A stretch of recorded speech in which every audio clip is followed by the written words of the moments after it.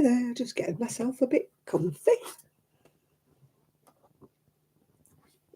Let's hope the internet stays connected because I've been having a few problems again with it disconnecting while I'm in the middle of something. So, hopefully. Hi Nathan. Hopefully I will stay connected today. One never knows. I'm just eating a water biscuit. I'm just a bit peckish. I've had my tea, but you wouldn't notice.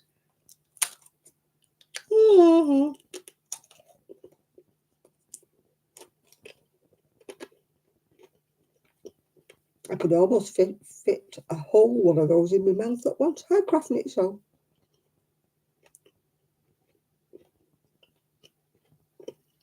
Excuse me munching. I didn't get up till 12, so I missed lunch. Yeah, it's dry, no butter. Very boring. I'm probably eating enough calories with it dry without sticking any butter or cottage cheese on it, yeah. I don't think I've got any cottage cheese at the minute anyway.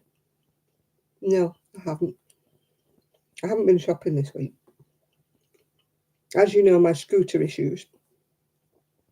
3 wheels on me, well, not even 2 wheels on my wagon. I've got shredded tyres, so I've not been using the scooter.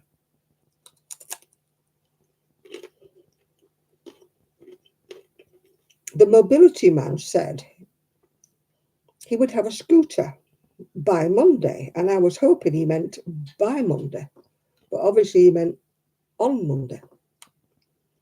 I know those tyres are like shreds, aren't they? It's ridiculous.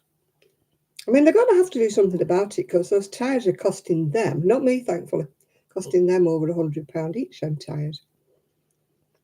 So, they're not going to be liking me, are they? Because I'm costing them money. How are we doing today? Dead hand, but apart from that, not too bad. Still wobbly from me falling over, but we won't go into that. And I wasn't drunk, just in case anybody's wondering. I'm practically teetotal. Not quite teetotal, but practically teetotal.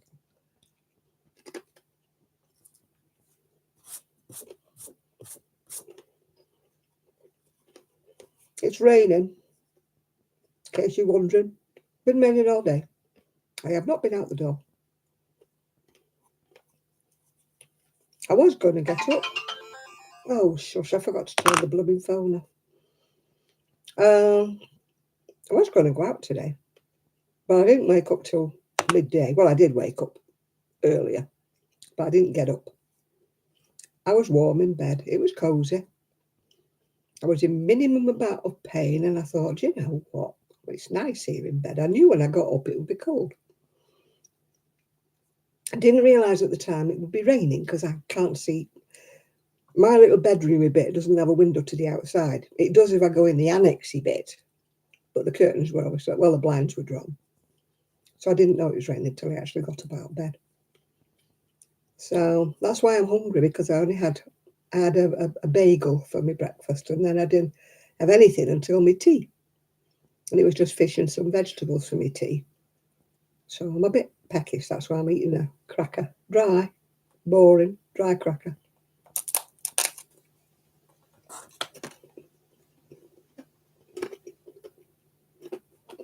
Hi Ginny, you're going to tell me it's hot. I've got relatives in Australia that are telling me about this heat wave. And I'm like,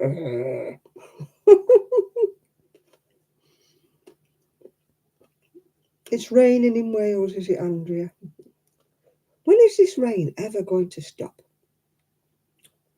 Shall we place bets on whether the UK will actually have a summer this year?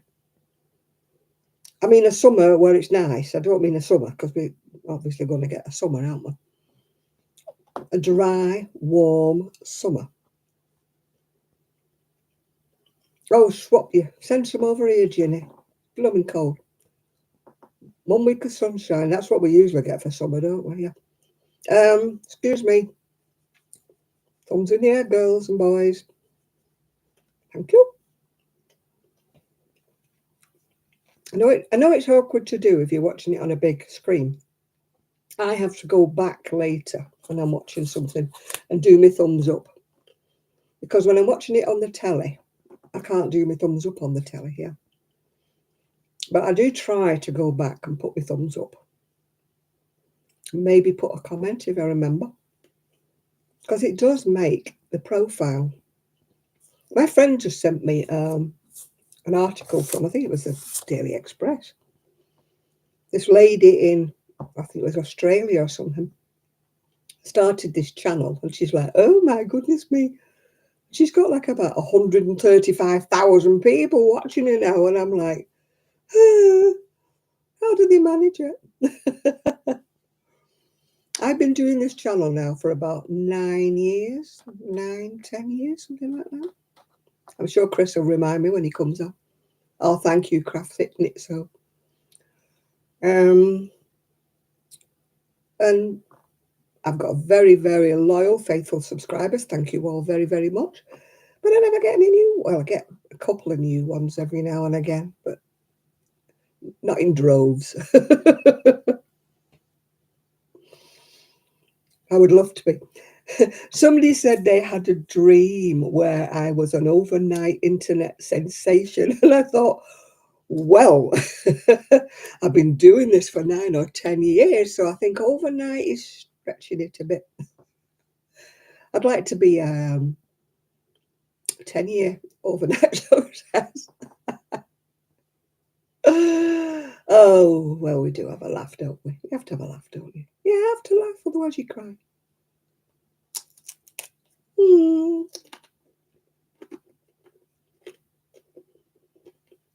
12 years. Oh, my goodness me.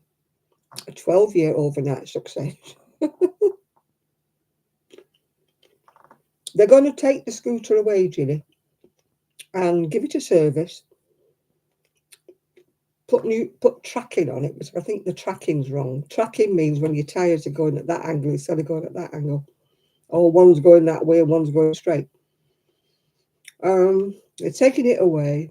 That probably means I'll be a week or two without it. They will bring me a replacement, but it won't have a top on it. So I'll be digging out the old raincoat, which thankfully I didn't get rid of. My rain cape. So I'll be going down the seafront, and if it's raining, like, you know, a galleon in full sail, because it like goes like that as I'm going along. It's purple, and the hood is way too big. So as I'm going down the seafront, not only is it doing this business, frightening all the horses, yeah, it's comes over my face, so I can't see where I'm going. So I have to keep going. And every time I go with the hood, my arms come out and they get wet. Hi, Val. Are you enjoying the rain? Hi, John. So the 9th of the 10th, that's English way round, is that? The 9th of October. Yeah. I'm going to write that down. It's not the American way round, is it? It is the 9th of October. I wonder why I started it on the 9th of October. Because that's the day my dad passed away. I wonder why I chose that day to start my my YouTube. Unless I had a YouTube before my dad passed away. Can't remember. It's unusual for me to have chosen that day.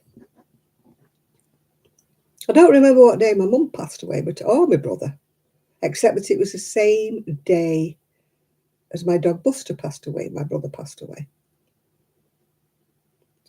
It's been raining here, I think, since 2 years, last June. My son insisted, he argued with me the other day, I think it was yesterday or something, because I was moaning it was raining again. It doesn't rain any more than it did in Manchester. Manchester is the rainy city. But to be honest, I don't remember all that rain. I remember sitting on the decking, doing my videos. You probably bear me out here. How many times I sat out on the decking, recording a video, and it wasn't raining. And I'm not talking about summer, I'm talking about any time. I used to sit on the decking. I used to wear my coat sometimes, yeah. Oh, Ginny, you're welcome to this weather. You wouldn't want it. rain, wind. Oh, I mean, we had this sort of discussion with my son the other day, and he's like, well, if you want to move to Spain. No, I don't want to go and live in Spain. Yes, I would love a holiday home in Spain where I could visit, but no, I don't actually want to go and live in Spain. I don't want to sell up. I don't want to go and live in Spain. Yes, I would love the weather, but I don't love it that much that I want to go and live there. End of story. It's lottery night tonight, people. Keep your fingers crossed. I did win the other day, but 30 quid won't buy me a holiday home, will it? I've left it where it is. It'll buy my next tickets, won't it, for the lottery? Because I do it online, so if I win anything, I tend to leave it where it is, yeah. You don't want to move, it's too expensive. It's expensive in the UK. You know, people have this sort of idea that it's not as expensive, but it is, relatively speaking. What people in other countries don't seem to realise is that our average weekly wage is one heck of a lot less than, for example, it is in the USA. You know, maybe we do pay less for our food, but we also have less money to play with to buy our food, yeah. I think I had a friend whose brother moved here from the USA, and he was absolutely shocked at the wages that were being offered for his type of work, you know, because he was on like 3 or 4 times as much money in the USA. And because he was saying at first, oh, the housing's so cheap over here. Oh, the food's so cheap over here. And then he found out that his wage would be very much cheaper than it would have been in the USA. And that's when he realized that, no, I won't be any better off here. People see food prices over here and think, oh, wow, move to England. So much better off if I moved to England. No, you wouldn't. Why on earth people from the third world countries want to come here? I do not know. Probably because our benefit system's too soft. That's probably why. But of course, you can't say that because you get accused of being a racist. I'm just talking about anybody from any country. I'm not picking on one country in particular. Just talking about anybody that wants to emigrate to England. Don't know why you do. No, they don't. We're all going down monetary wise, except the very rich, of course. But the cost of living is rising much, much higher than anybody's wages or benefits or whatever people are on. Yeah, hiya, Lizzie. You know, it's not keeping a pace. It really isn't, you know. They say, oh, yeah, the wages are keeping in line with the cost of living. These are the rich people that are in Parliament that are on mega bucks, you know. They get more for their lunch than we get a week to live on, you know. They get expenses, don't they? They get free dinners, free meals in the Houses of Parliament. They don't have to struggle to put food on the table for their kids, you know. Thumbs up, people. Got 27 people in and 14 thumbs up. Not hinting, but hinting. Hi, Dotty Dolly. It is expensive to eat in the US, but your wages are probably 4 times what they are in the UK. Yeah. I've just had a letter from the DWP saying I'm having a rise. I might go mad and buy 2 extra coffees a week because that's how much it's worth. You shouldn't laugh, should you? But, you know, better than nothing, I suppose, isn't it? But it's not exactly going to, you know, put me into the high earning bracket, is it? What they give you. And they give it you like it's like, ooh, what we doing? Ooh, we are giving you this raise. And you're like, oh, yeah, really? You know, make it another 20 quid or something like that. Maybe I might think it was a rise, yeah. But what you're actually giving me won't even buy me 2 coffees, you know. Still, could be better. Could have took it off us, couldn't they?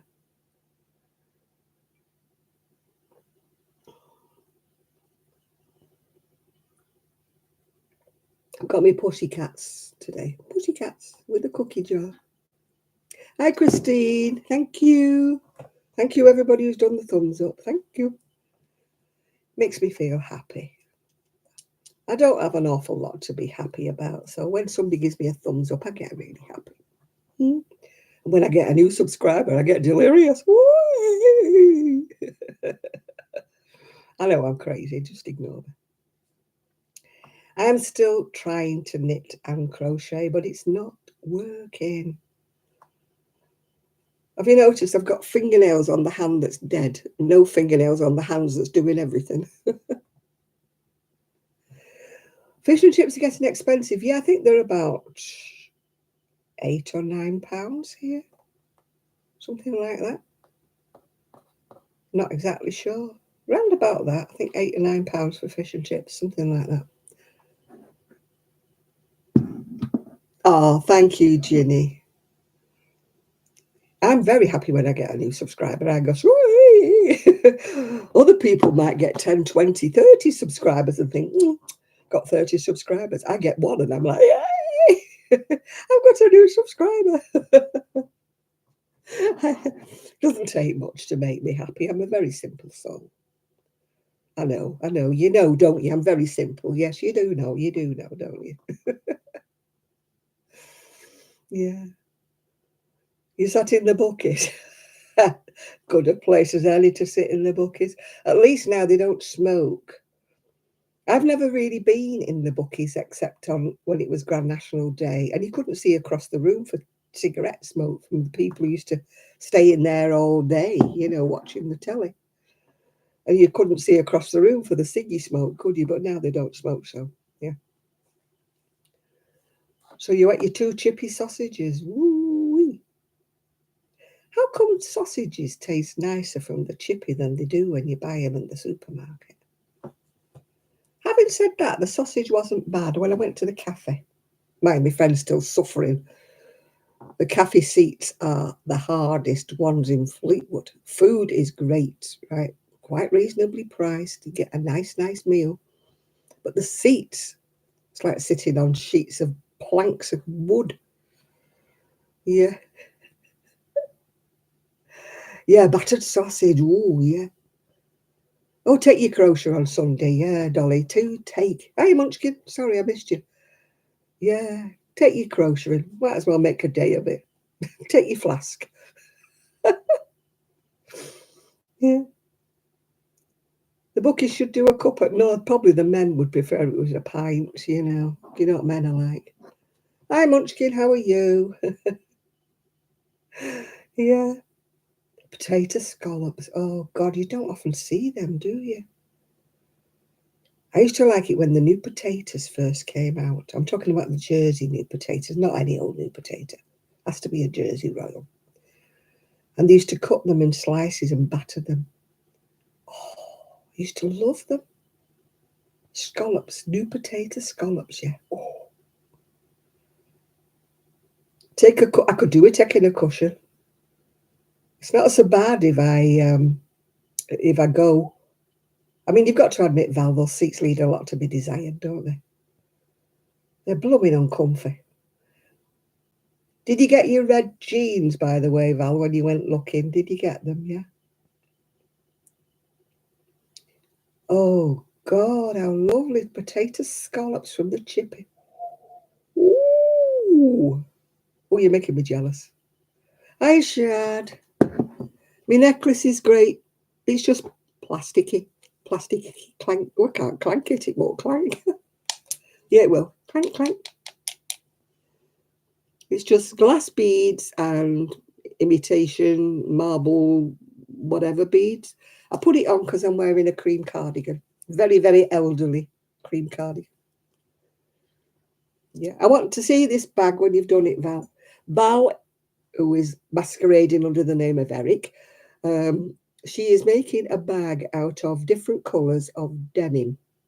So she's been to the charity shops and managed to get some denim jeans, which she's cutting up and making into a bag. And we want to see this bag when it's finished, don't we? If she sends me a photograph, I will put it on my Facebook page and say, this is the bag that Val has made. Because she's clever like that, and I'm not, you see. So you just dropped a giant turkey-sized pirate. Oh God, Pyrex goes in places you do not know you had places. I used to have the white Pyrex, you know, with a pattern all around the edge when I first got married. And one by one, of course, I dropped them, broke them, yeah. And they go into pieces that are no more than a millimetre, and they go under your units, they go everywhere. And at the time I had, no, I didn't have the dog. At the time I had cats, yeah. And I'm like, oh, don't come in, trying to shut the door to keep the cats out because I thought they're going to get them in the paws, little, I got them in my feet even though I had shoes on, little slivers, and they're so sharp, aren't they, those little slivers of Pyrex? Maybe that's why Pyrex isn't as popular as it used to be, because people are more safety conscious now, you know. You know, you have cats and a cavie. What's a cavie? Is that a kind of a cat? Showing me ignorance up here, woefully ignorant about what a cavie is.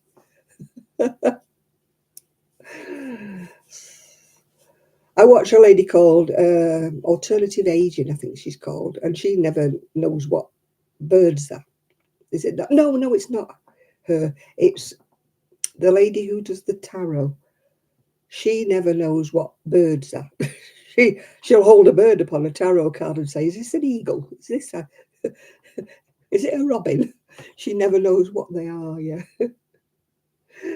So she's, yeah, I like watching her because she's so funny, because you know she never knows what birds they are, and she has all different interpretations of the tarot cards. You know, not the official interpretations of the tarot card. She makes her own up as she goes along. That's why I like reading it. Not for the tarot reading, because half of the time I can't remember what she said.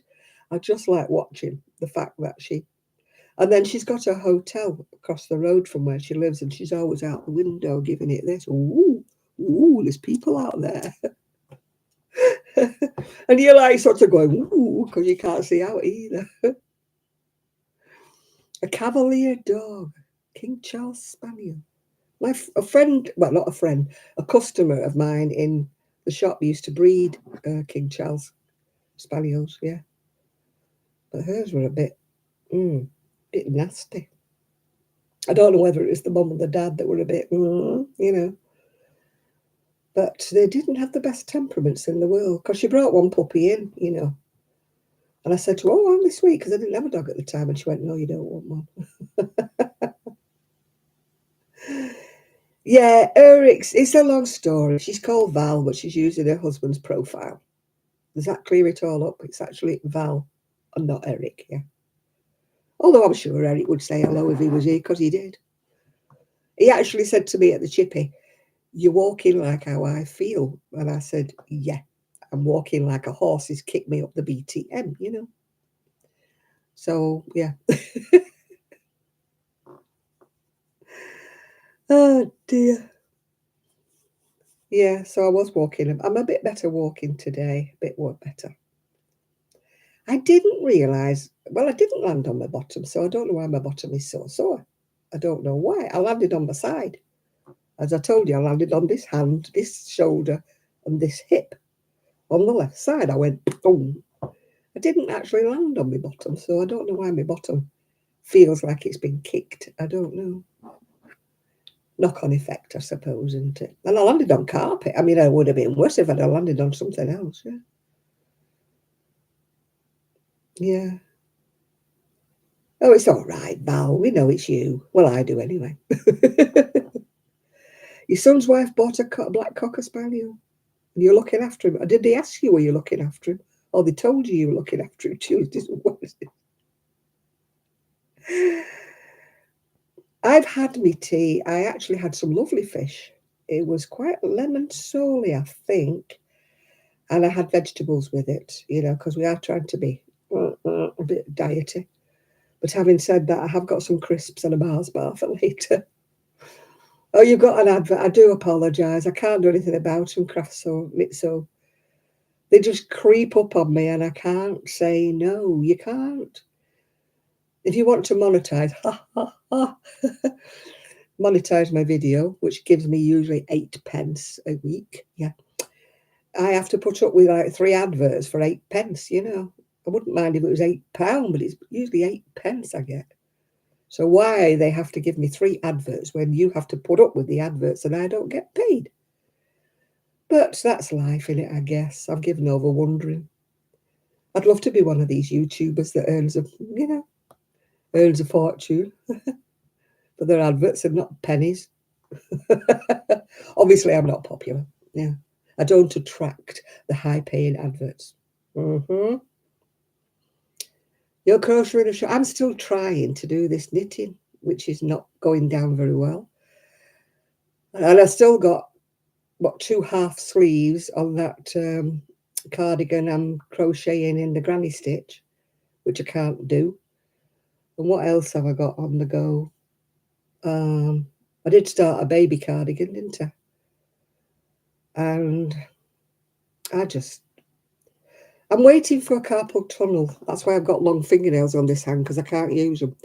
I'm waiting for a carpal tunnel operation on the 22nd of March, hoping that it will free them and they won't be dead. They're completely dead, and I can't grip anything, and I can't tension my yarn. I'm struggling. I can't even switch the light switch on.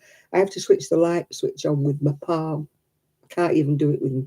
I can't eat my dinner, you know. Now I have to do it the American way, with my fork in my right hand. Yeah.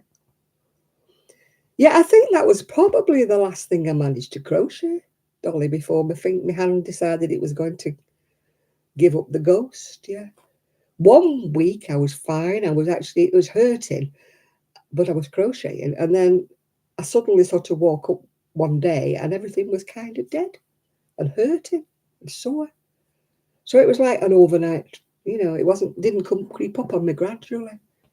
But I am so, if I can't do my knitting and I can't do my crochet, I don't know what to do with myself. This is probably why I'm on the internet buying patterns, you know, because I'm hoping that I should be able to knit or crochet these patterns when they actually, you know. Yeah. I've made a video today, but it won't be up until tomorrow, of my sort of simply crochet. But I must admit that Tracy Crochet Rocks will do a far better video than I do, because she's got the overhead camera. So she can look through all the pages better than I can. I have to just hold them up and say what I think, you know, which isn't always complimentary. Yeah, I'm down for a cancellation. So as I say, I usually read my horoscope, although I don't believe them, but I did read them. And it did say something I was waiting for would come quicker than I expected. So I'm hoping, because I've got nothing on order, I'm hoping they mean my operation, that somebody will cancel. And they'll say, "Can you come in tomorrow?" And I'll be, "Yes, just tell me where to be and I'll be there." Yeah. So if I suddenly, well, it won't be weekend, so I'll still be here. But if you don't see many videos from me, although I will. No, I don't have the fancy equipment. I don't do tutorials, so I don't really have the kind of money that you need to buy the overhead cameras and stuff like that, the overhead gantries, as I call them, you know, and the camera that videos for longer than 30 minutes. If I was earning a vast number of pounds per whatever week, and if I was making tutorials, if I was making my own patterns up, then I probably would have done that sort of thing, yeah. But, you know, you can't do people keep asking me, can you do a tutorial for this, that, and the other? If it's someone else's pattern, you cannot, unless you got permission from the person who wrote it. You can't actually do that. Oh, I can't do any writing on my video. If I make a boo-boo, I have to put it in the comments underneath, you know. I meant Etsy instead of eBay, you know. Can't do it, yeah. I watch a lady, she's called Crochet 80 HD, I think she's called her, AD, Jackie she's called.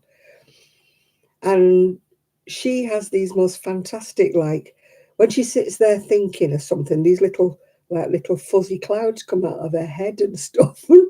And then she has a little man that you know, goes at the side of her video going, turning pages when she's trying to find something.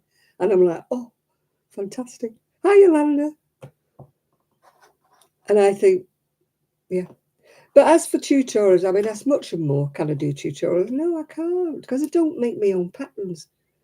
If I was making my own patterns up, I would willingly do a tutorial if it was my pattern, but I don't do them. I can't. I can only work a pattern out in my size. If I was to make something up out of my brain, yeah, out of my head, I couldn't say, if somebody said to me, can you tell me in 2 sizes bigger? I can't. I don't, or 2 sizes smaller. I don't know how to do that at all. You know, if I did make a pattern up, it would be my size tough. I don't like the over editing. You watch people, and halfway through a sentence, it jumps. Yeah, I do. I watch Sheila's all the time. I don't always leave her a comment, but I do watch it. I don't like it when they over edit and they jump in the middle of a sentence and it's like, and it's over edited. And I'm like, please don't do that. I can understand editing if they cut to a pattern or if they cut to something they've done. Yeah, if they cut to things like that, but not when they over edit what they're actually saying. Yeah, it's too disjointed to me. And also, you know, my feelings about the people who have a microphone this big in front of their mouth. You're watching this, aren't you? You're not even seeing their mouth move because they've got this microphone stuck in front of their mouth that's this big. And when they put the microphone down, you can still hear them. Why? Yeah. You'll tell us about the things you've made in your fur babies. Yeah, well, yeah. Yeah. Yeah, I watch Sheila, I watch her. I mean, I always give her a thumbs up if I remember to come back on here. Because I can't do a thumbs up on me telly. It doesn't work that way. I think that's why a lot of people don't give me a thumbs up. Well, I like to think that's the reason why they don't give me a thumbs up is perhaps they're watching on a different piece of equipment that they can't subscribe or they can't thumbs up. So, but I always try, if I've watched a video and I really like it, I always try to come back to my other equipment, find it, and at least give them a thumbs up. Or if it's something I want to comment on, leave them a comment, yeah. So, but it's not, you know, you don't, I've got a brain like a sieve. Something comes up, you know, when you're watching something and you go down a rabbit hole and some of the videos come up that you weren't exactly watching at the time, but they come up, don't they? And then you think, oh, I like that. And then I can't remember what it was called to go back onto my other equipment and watch it again. And I'm like, oh, you are stupid. I should keep a pen and paper by the side of me. Yeah. My thumbs up doesn't work on my, what do you call them? Not a fire stick. What do they call it? Kindle Fire. The thumbs up doesn't work on that. It just said I've got to log in to do that, which obviously I'm not logged in on. Although I can watch it, not logged in. Yeah, you have to press like on another bit of equipment. I can press like on my phone. Oh yeah, Alt Nuts. She's a very unusual lady, isn't she? She fascinates me, I must admit. I haven't watched her lately. I'm not into when she does the videos on what she's been watching on the telly, because I'm not kind of into a kind of ghouly kind of, and I don't watch the ones where she does the books. But I do watch when she's making something. I do watch them. I used to watch every one of them, but then I realised I wasn't really interested in the books or the films that she was watching. You know, I wasn't really interested in that because I'm kind of not a ghoul. May surprise you, but I'm not a ghoul. Hi, you said. I'm a hippie, I'm a nutty, I'm a whatever you might want to call it, but I'm not a ghoul. And I'm not, although I do like, we're talking about Alt Nuts. She's a lovely lady. She does some lovely videos, but she's very, very gothy. And she's very into like ghoul things and books and stuff, yeah. But she's very interesting. If you want to watch her, she is very interesting. Yeah. Hi, Ethan. How are you doing? Yeah, there's a lot. I'm kind of got some goth tendencies, but I don't. Um, I don't wear all black. I don't mind wearing a bit of black now and again. I do like a black, what I call a base. I like a black dress. I like a black top and trousers, but I put something bright over the top. I'm sort of a goth mixed with hippie because I do like my bright colours. I like my jazzy things. Yeah, I've got goth tendencies. Yeah, my friend that comes to the chippy, the Kathy with us, she's very goth. She dresses completely in black. I've never ever seen her wear another colour, to be quite honest. I think she wore a dark grey one day, and I went, "Oh, goodness me, Sarah, wearing a different colour today." But you know for a fact when she turns up, she's going to be wearing black. Yeah. Oh dear. I'm just keeping my fingers crossed that my internet doesn't go off again because he's been playing silly beggars again all week. My son keeps saying, "Are you sure it's not your computer?" I said, "Well, no, because other people are telling me they're having trouble with the internet and they're not even on the same provider as me. This is the mystery." You're a mix of goth and bright colours. Yeah, I like my bright colours. If I had the money, I would be head to foot in hippie, you know, real sort of Stevie Nicks sort of stuff, you know. But I don't have that kind of money. Although I do love when I'm bored, which is happening a lot at the moment because I can't knit and crochet. I've been watching the live video, well, they're not live, but live videos in Milan, you know, in street fashions. Oh, they are so smart. But obviously they have loads of money. Yeah. Even the cars going by are cars that you just would not see on the UK roads at all, you know, except maybe a footballer might own one, you know.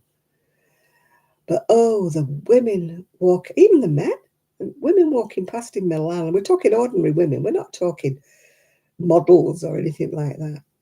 And occasionally he will flash to whoever, I presume it's a he, occasionally he will flash to a shop window like Chanel or somebody, and you're like, oh, look at that. Oh, isn't that nice? Or they show shoes and stuff, and you're thinking, oh, yeah, they're so nice. They're so classy and so gorgeous. But I've discovered that nearly everybody in Milan seems to be wearing fur. I don't mean real fur. Seems to be wearing fur of some description. Nylon type fur in all their coats are down to the ground. Every other person has a coat down to the ground.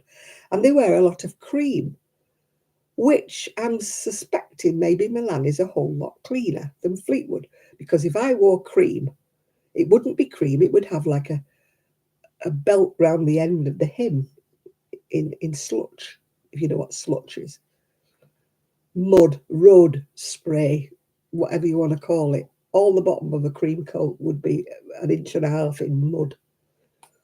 You couldn't swan down Fleetwood High Street or Cleveley's High Street wearing a cream full-length coat, that's for sure. Yeah. Yeah, I've got well, not quite a few. I've got 2, I think, or 3 hippie-type handbags that I've got from Moonbeams and Mayhem. But they tend to be in felt, which is not very good in a rainy, you know, especially before I had the hood on my scooter.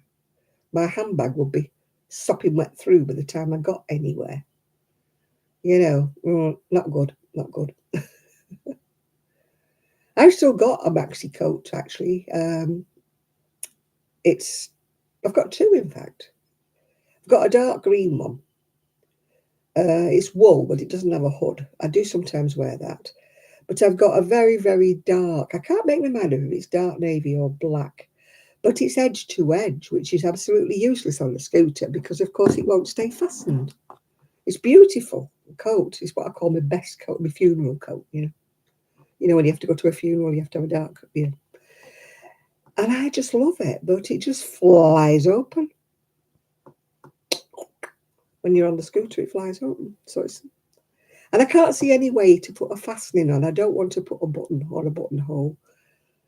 Maybe I could put sort of ties, kind of. I don't want to ruin the line of the coat because it's cashmere. I got it in a charity. Well, I didn't get it in a charity shop. Actually, my friend, she spotted it. My friend is, well, she used to be. When we lived in Prestwich, I think I told you that we have a lot of Jewish charity shops in Prestwich where the ladies get rid of some fantastic stuff. She said to me one day, have you got £20? I've seen a coat, which £20 was a lot when we're talking back. She said, you're going to love it. You're going to love it. You've got to give me this 20 quid to go and get this coat. I said, right, I'll trust you. I'll give you this £20 for this coat. And when she come back with it, it was cashmere and camel, like a camel cashmere, but it was black. Oh. A guy actually stopped me when I was wearing it and said, where did you get the coat from? And I thought, I didn't want to tell him. So I said, oh, I can't remember. It was a gift. And he said, my wife's seen them. He said, they're about £250, aren't they? Mine was 20 quid. So I've treasured that coat. That coat must be 20 years old now. I love charity shops, but not here. There is nothing that you would want here. I defy even the best charity shop queen to find anything in Fleetwood or Cleveland's. I defy. I'm not a fussy person, but I've only found 2 scarves. That's the only thing I've ever found. 2 scarves is all I've ever found.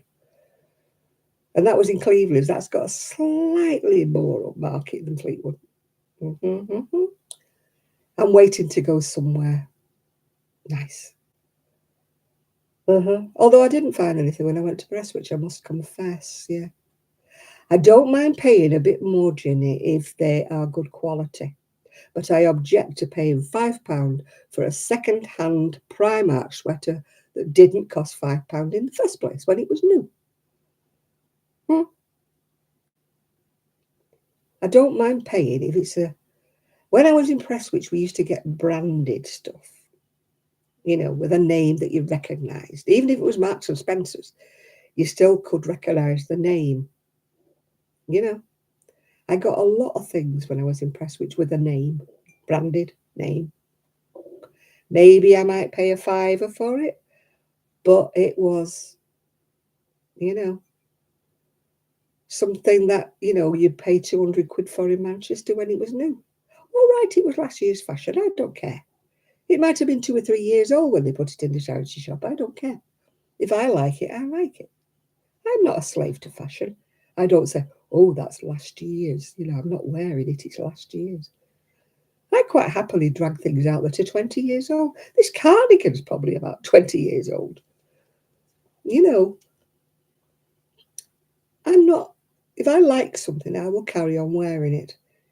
If I buy something and it's not comfortable, even though it's the latest fashion, I put it on, it doesn't fit right, I don't feel comfy, I won't wear it. You might tell me, oh, but it's fashionable. What time is it here? It's 9:45 in the evening here. 21:45 if you want to know the exact time. If you want to know the time, ask a policeman. Can't do that now. I like to be sort of reasonably what I call my taste, not always everybody else's taste. That's why I always say what I wear. I don't tell everybody else, oh, you've got to wear this. I am not happy in casual, just not me. But that's me. Somebody else could be quite happy wearing casual. That's what they probably wear and they're happy. I would be miserable wearing casual. But that's me, isn't it? I come from a different generation where we had going out clothes and work clothes. We had a difference. You never wore your unless they got older, you wouldn't wear your going out clothes to work unless you bought new going out clothes. Then they would drift down to wearing them for work. But you had 2 distinct sets of clothing. You didn't go out wearing what I call tatty fashion. You didn't go out wearing that. You know, some old tatty old dress you've had on all day. You would not go out wearing that, yeah. Oh, I never wore uncomfortable. No, I never wore detected at your front door. Excuse me about that. That's my son going out, yeah. What?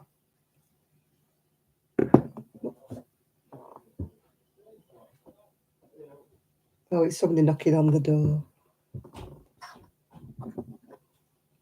Obviously, they've got some carry-ins or something. Carry-ons. I haven't got a pizza. No, it's not for me.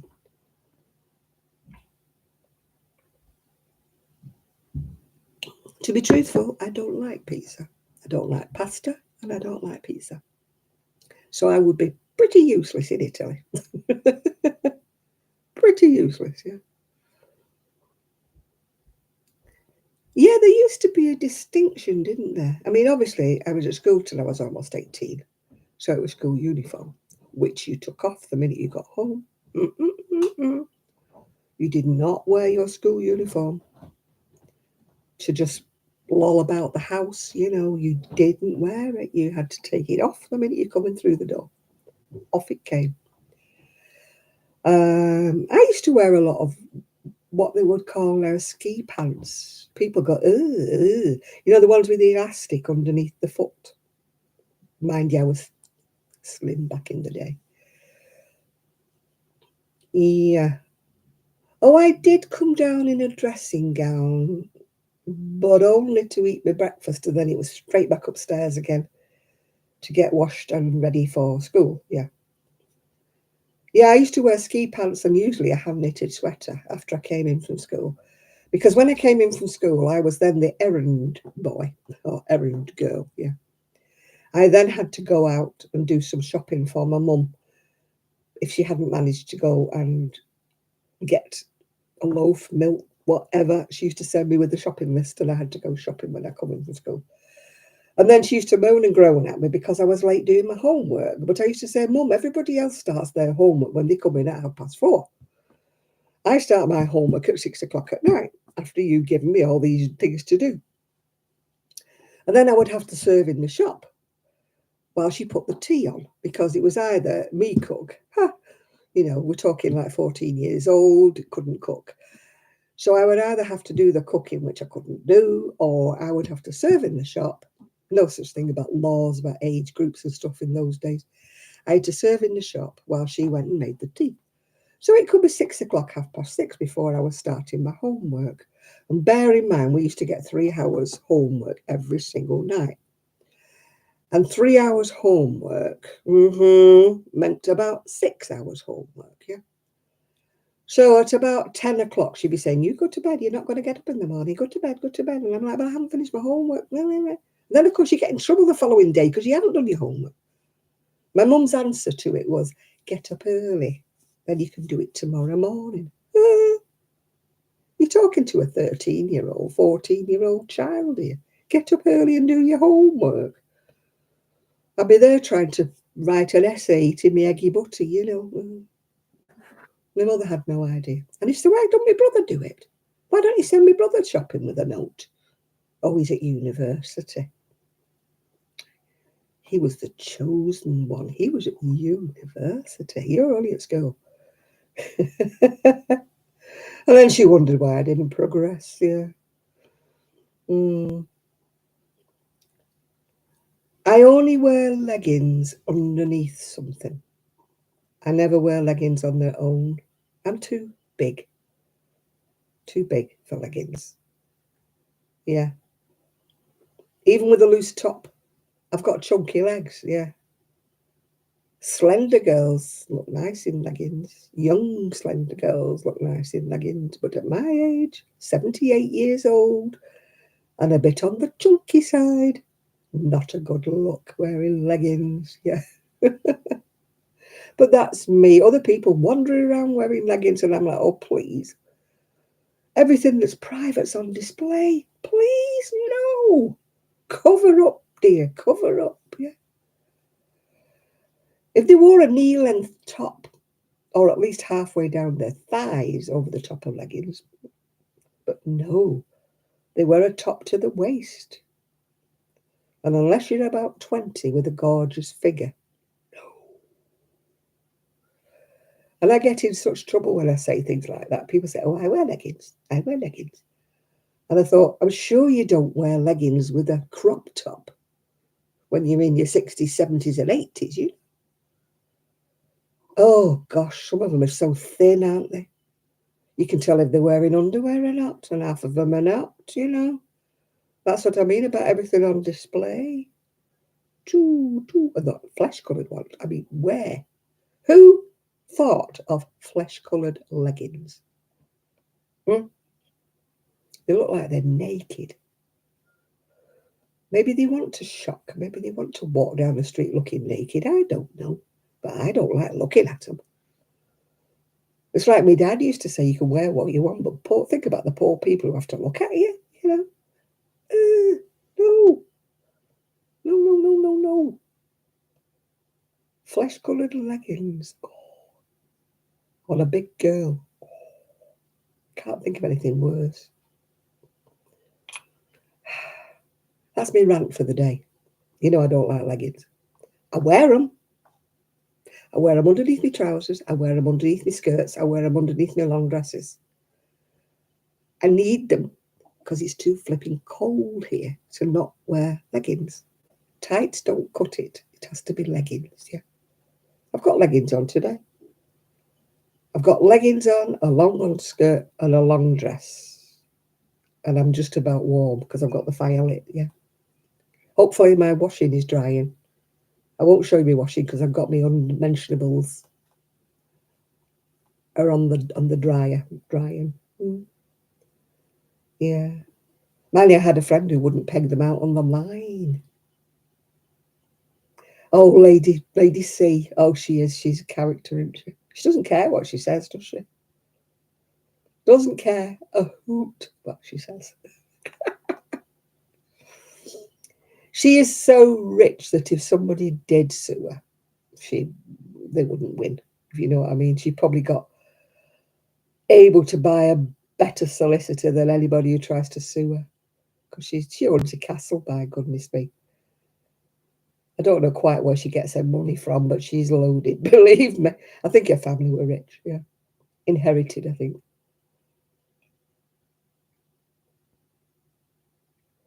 Sadly, nobody in my family was rich.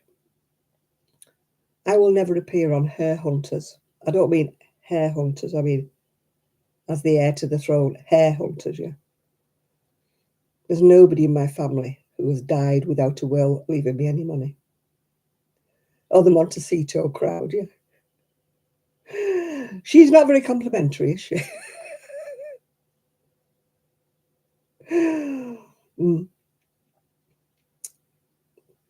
Have I got a tattoo? No. No tattoos, no. I'm too much of a wimp. If I never wanted one. I don't want one. But if I never wanted one, I'm too much of a wimp. Yeah. Yeah. Too much of a wimp. My son's got tattoos and so's my daughter-in-law, so not that thrilled. Suppose it's the current rage with the younger ones. Have they ever wrote poems? Yes, when I was younger. Just little rhyming things that you put in somebody's birthday card. Not serious poems, you know. Nothing that would ever want to be published, let's just say. I would write a little, more like a little ditty, you know, in somebody's birthday card. I would write that. But not a serious poem, no. I did start to write my life story as a novel one time, and I didn't back it up, did I? And my computer collapsed with about 6 chapters. Boom, gone. I didn't print them out, and I didn't back them up, so that just put me right off. I thought, I'm not starting again. Not starting again. Oh, I've got a bit of hair sticking out now. Woo. A little bit coming from somewhere.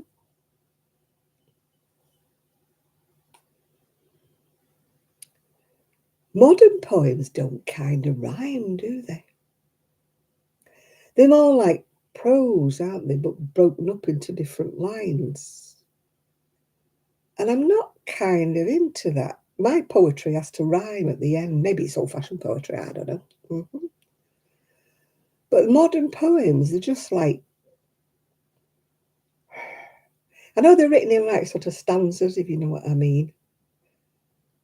Yeah, it's more like rapid, isn't it? But written down, yeah.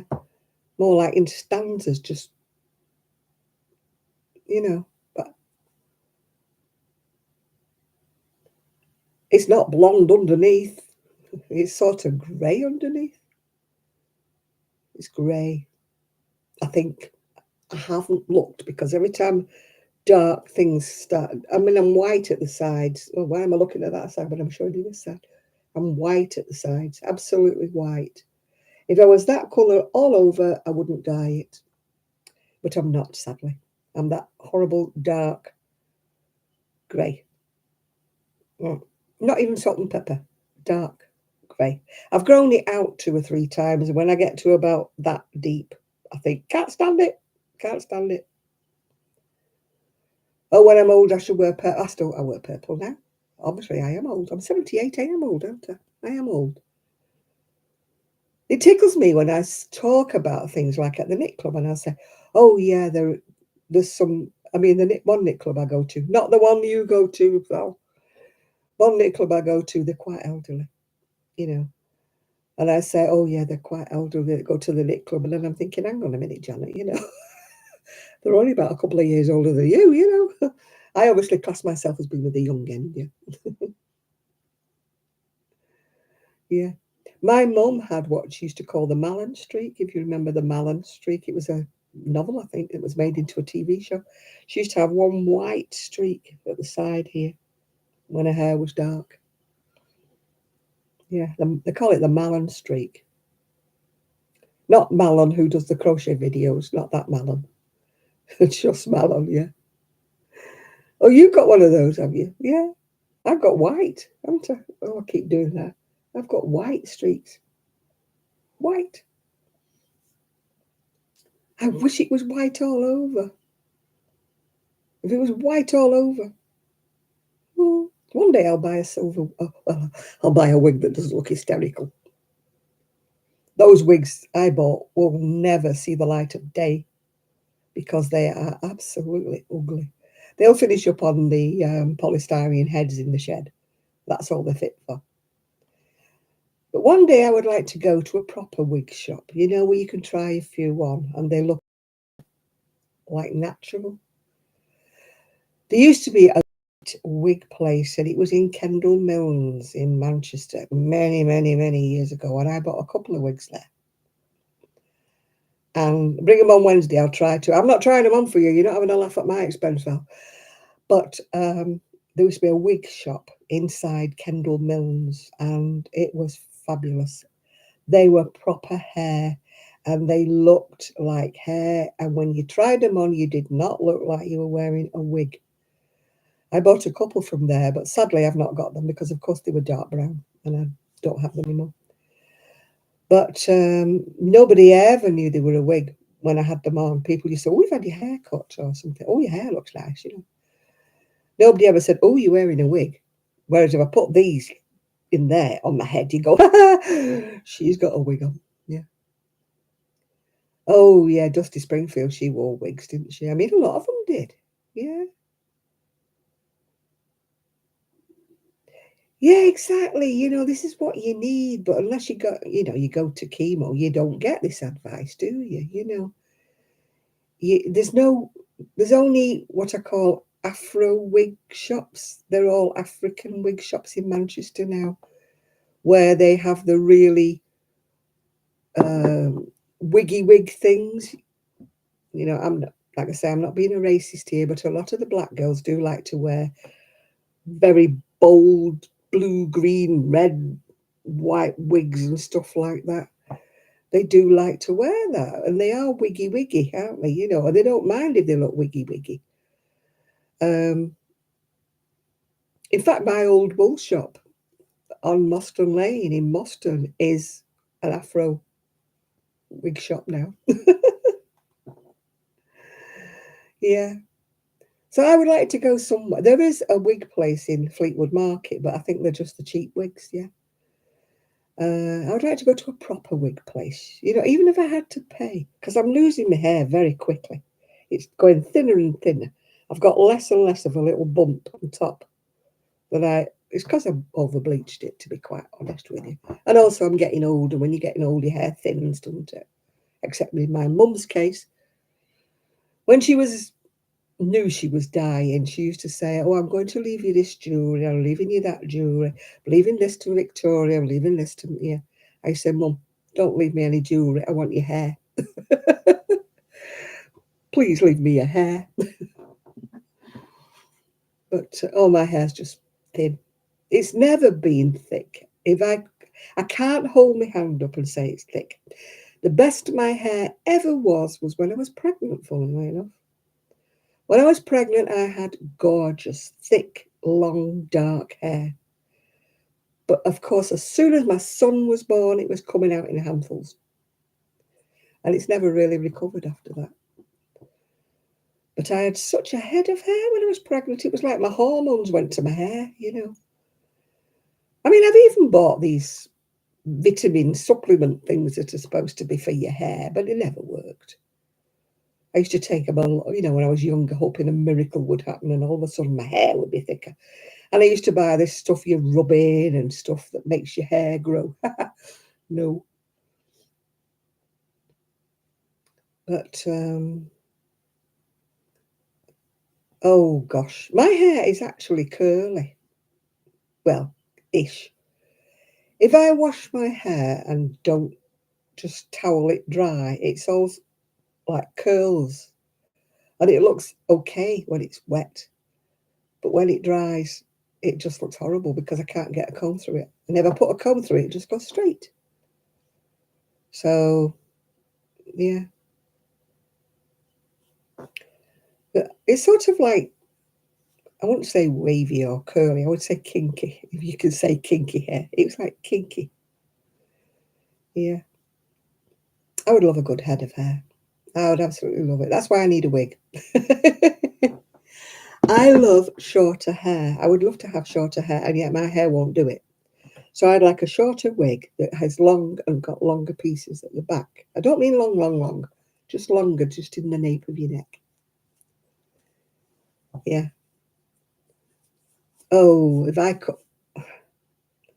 Every time I cut my hair, I end up in tears because it doesn't look like it's supposed to. My hair is so thin, it looks like a boy. Yeah. I dyed my hair black once. Oh my goodness me. I think that was when I had to buy the wig. I don't have the colouring for black hair. I looked like Morticia of the Addams Family. My mum is, for goodness sake, wash it out. And then I found out it was permanent and I couldn't wash it out. It had to grow out. Oh my God. That's when I bought the wig. Oh, God, it looked dreadful. And it was dreadful. It just was dreadful. I don't suit dark hair anymore. I just don't. I look like death warmed up when I have dark hair. My complexion, I've got makeup on, a bit of makeup. I've got that rosy glow stuff that Helen Mirren advertises, and she looks gorgeous. I've got that rosy glow. Rosy glow. I look like I've got rouge. Yeah. I've never had a good haircut since my mobile hairdresser stopped doing my mum's hair. Mind you, I went down to Cleveland's to see whether this shop in particular would have my crochet to sell it. Oh, she would have it, but she was taking 25%, and she kept telling me my stuff was too dear, and the stuff in her shop was mega, mega dear. And this woman said, "Oh, I don't work Mondays," and that's just because I'm a hairdresser. And I looked at her and I thought, pardon? She's a hairdresser. And I just looked at her and I thought, I hope you don't cut your own hair, because it looked like it had been cut with a knife and fork. And it was the horriblest, deadest, phoniest colour you've ever seen in your life. Her hair was dead, had no shine to it or anything. And I'm like, you're a hairdresser? I don't want you doing my hair. I took my stuff out of that shop anyway because she was moaning. She was taking 25%. And yet she was telling me I was charging far too much for my stuff, which I had reduced because I was trying to sell it off. So, oh yeah, well, mine's quite shiny. It's not dead, is it? Quite shiny. Yeah. I use plenty of conditioner though. My hair used to be so... If I washed my hair and if I brushed too many times before I went out, I looked like I'd put my head in the frying pan full of fat. I was so greasy haired. I used to have to wash it every single day. My mother used to go mad with me because it was before the days of dry shampoo. I used to put talcum powder in it. I used to look like I was grey even when I wasn't because I used to put talcum powder in to try and soak up some of the grease when I didn't have time to wash it. Oh, I used to have like a talcum powder line across the party. But my hair was so greasy. Again, it's hormones, isn't it, when you're a teenager? You either get acne and spots or you get greasy hair. I got the greasy hair. Yeah. Has Chris come in tonight? I haven't remember seeing Chris. Chris, are you out there, Chris? I don't remember seeing him. I don't think we'll see Kaz tonight because it's her late husband's birthday, I think, today. So I don't think she'll be on tonight.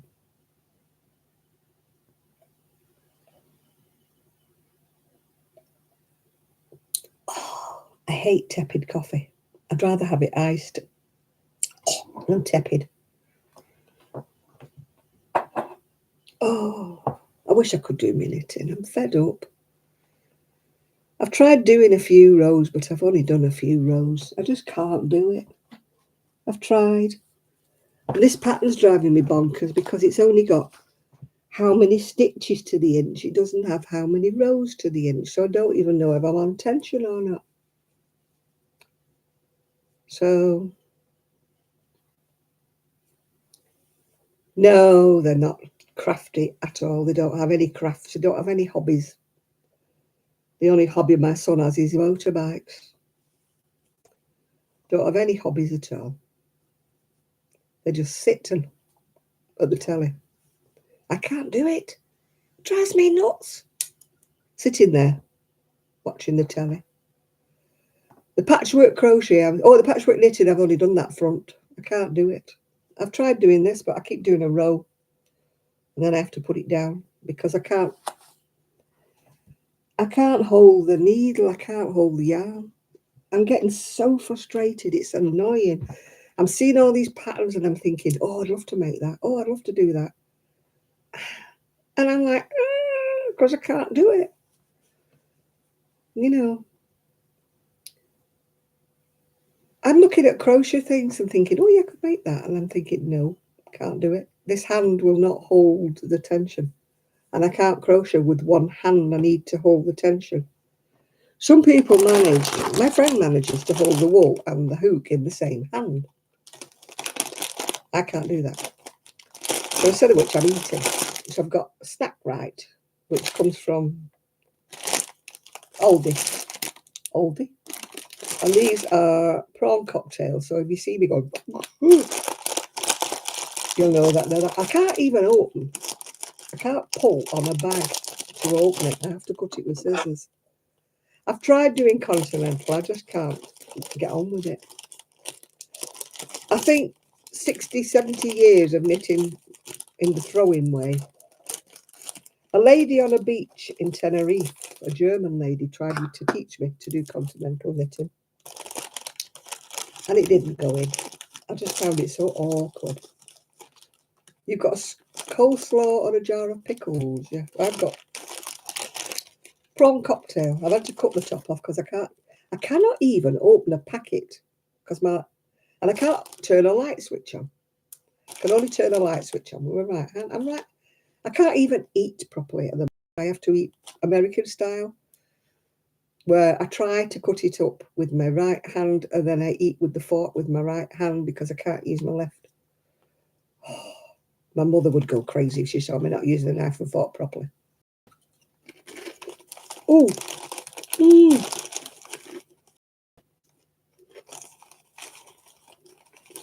oh boy. Oh,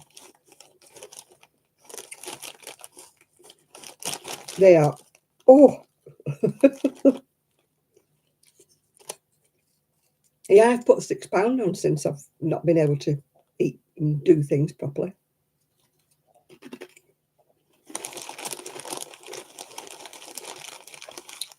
I don't know why I can't get on with it, Dottie or Dolly, whichever you prefer.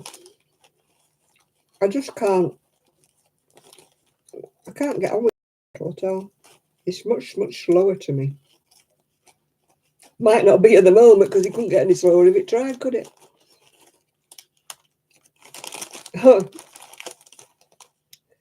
What else is there to do but eat? If you can't knit, you can't crochet. Reading sends you to sleep. Television bores me. What else can I do but eat?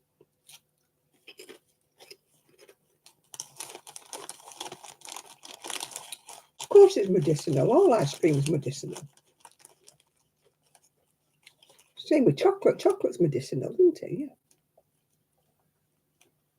I can't do it with this pattern because this is knit one, purl one, knit one, purl one on 2 rows, and then knit on 2 rows. I could do it on the 2 rows, but I couldn't do it on the knit one, purl one.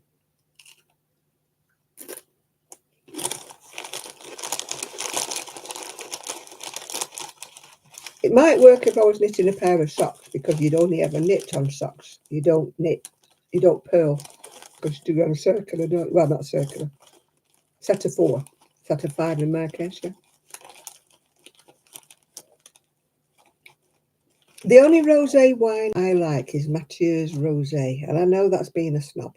And my son says I'm a label snob. But I don't like the cheaper rosé that you get at the supermarket. I only like the Mathieu's Rosé. That's because I was introduced to it in Portugal.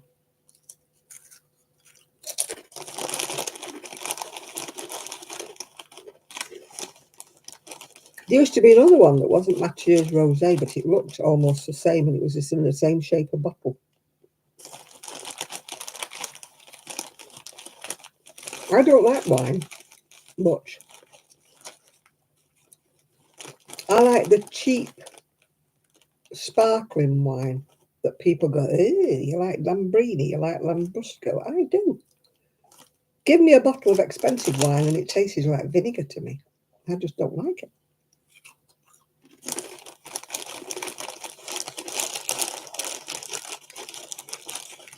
I haven't had a cold in years. I think I got so much immunity when I had COVID all those years ago. And I have the injections, you know, and they gave me the pneumonia injection a couple of months back. So I very rarely get colds.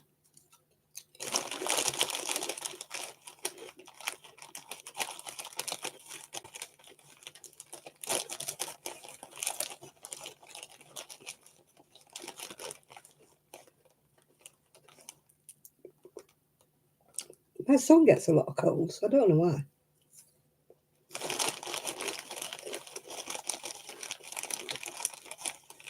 My dad did. My dad suffered dreadful with colds. Of course, you know what men are like. It was always man flu with my dad.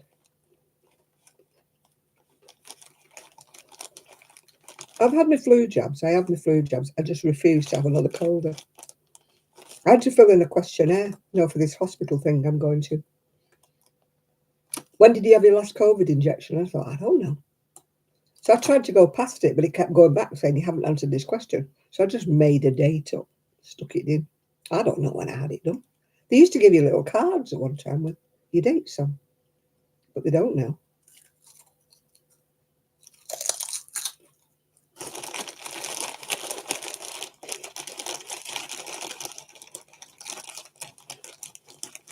They don't give you any. I don't write things down. You had COVID again. Oh gosh.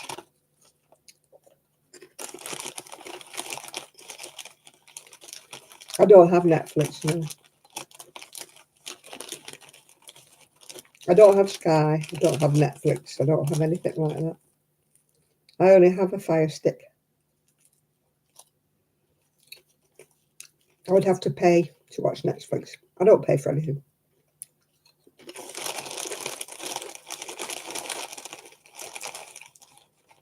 No, I hate sports.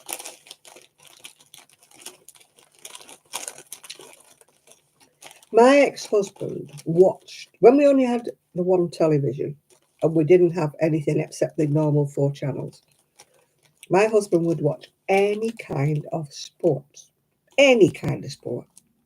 So I developed an aversion, a complete aversion to anything because he would watch horse jump. The only thing he didn't watch was horse racing. He didn't like that. Horse jumping, you know, tennis, stuff like that. Theatre. I'm not a classical music person. I don't mind some of it, but I don't like screechy violins. Oh, sets my teeth on end.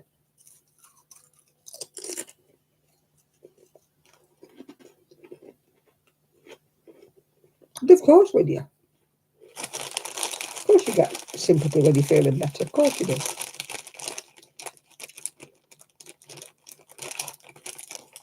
No, that screechy violin, but oh, I can't do with that.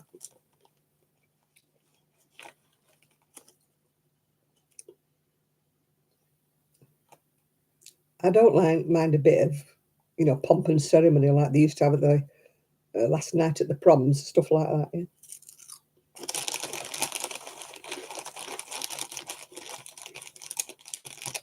You know, William Tell and stuff like that. But I couldn't sit through.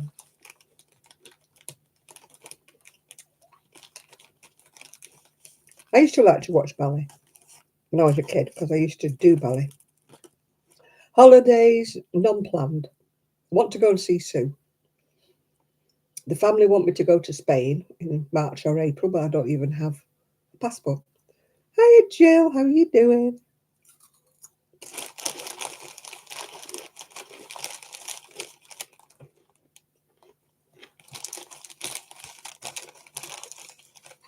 No, I haven't even applied for a passport, so I won't be going anywhere, will I?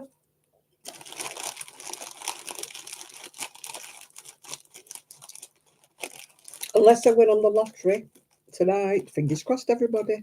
Then I'll be going on around the world cruise. Old holidays. Oh, gosh. It's been that long since I've been anywhere. The last holiday I went to was Skiathos in Greek, you know, Greek island. I've been to Tenerife a few times. I've been to Portugal. I've been different places. I've been to France.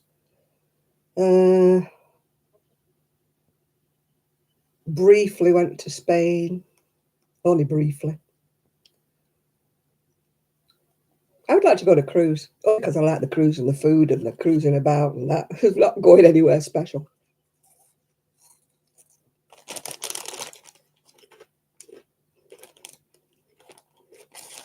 Old holidays, Skiathos.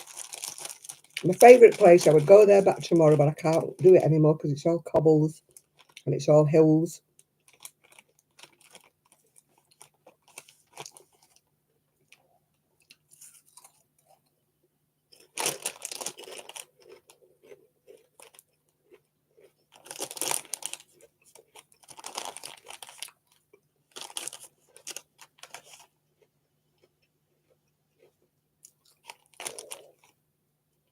I didn't see that, Jill. Maybe I've not had Instagram on today.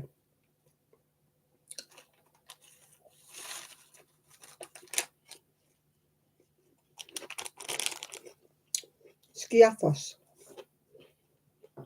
Oh, pashmina crochet wrap. Oh. At the moment, can't crochet at the moment, Jill, so I'm a bit having withdrawal symptoms. which is why I'm eating. Well, I shouldn't be eating.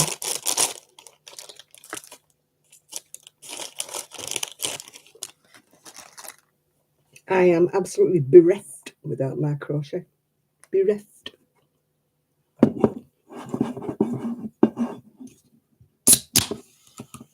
I'm hoping that it won't take long to heal.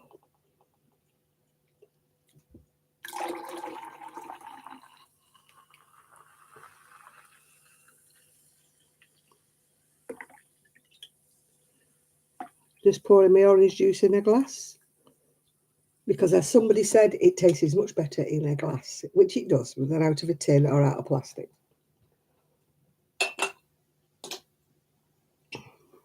And it does taste much better. So cheers, everybody. I've got my orange.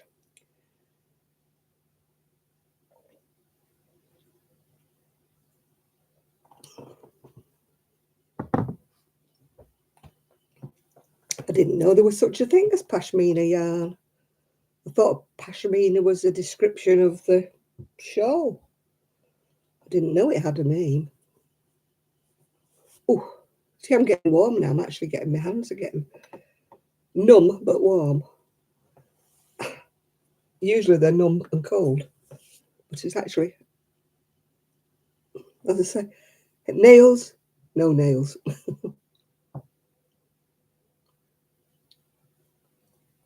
Well, if you find out how to do that, Dotty Dolly, let me know, because mine just ignore me. They don't. They stay upstairs and they don't speak to me. Unless they have something to say to me, they don't talk to me at all.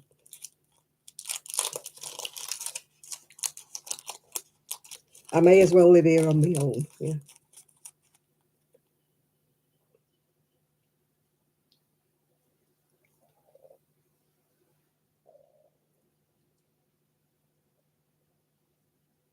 Yeah. Yeah, you just feel, it's worse still when they shut the door. I'm sitting in here and they close the door. I don't mean just close it too, I mean click it. Shut the door. You feel like, right, really? You really want to shut the door on me?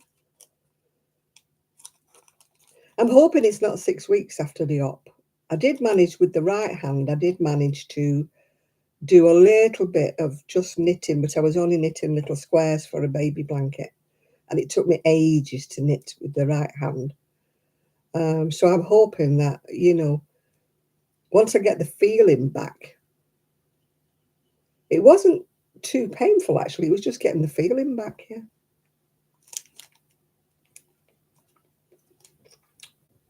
Do they talk to you, Ginny, though? Do they actually speak to you?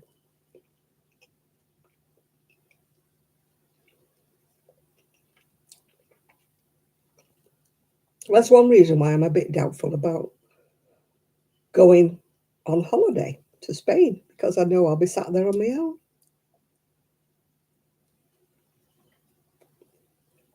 They'll buzz off somewhere and I'll be sat there. Oh, you're lucky then, they talk to you.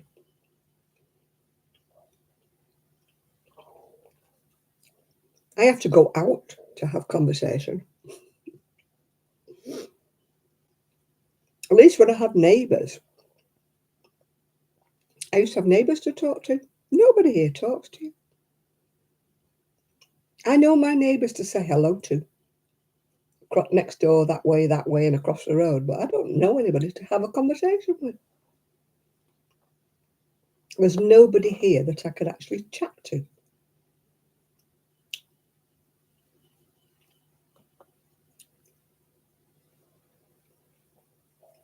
So was I, Jill, so was I. He didn't seem bothered at all. I could have broken something. I could have been lay on the floor till he came home and he wasn't a bit bothered. And my daughter-in-law has still never asked me if I'm okay. A week later.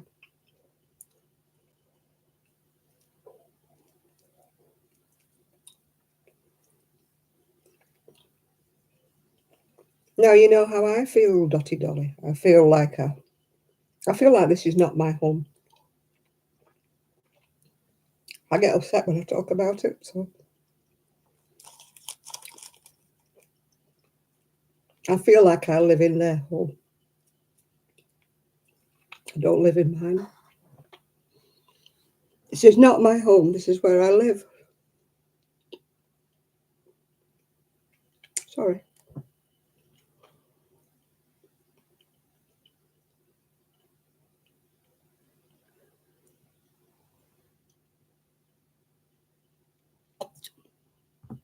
I have to go out if I want conversation.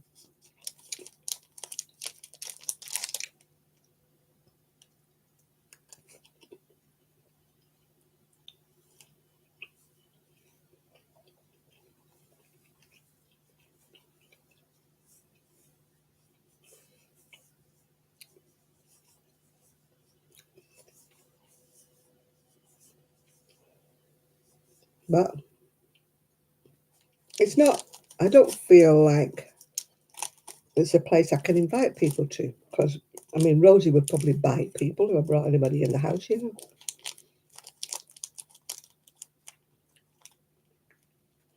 Yeah, so I like coming to Nick. I'm like Sue. Val knows who I mean, Sue that comes to Knit Club. She comes to Knit Club to talk to people because her husband, unfortunately, he's ill. And yeah. And did I hurt anything? Yeah. I bent my bad hand, I bent it backwards, which didn't help, you know, because it's dead anyway. And I fell on my shoulder and my hip on my left side. And then I discovered that I hurt in many, many different places. Yeah.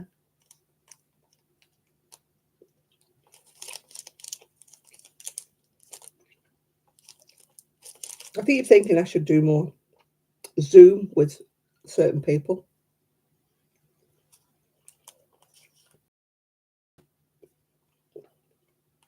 But it's so awkward. I can't say I'm doing a Zoom and like 45 people want to.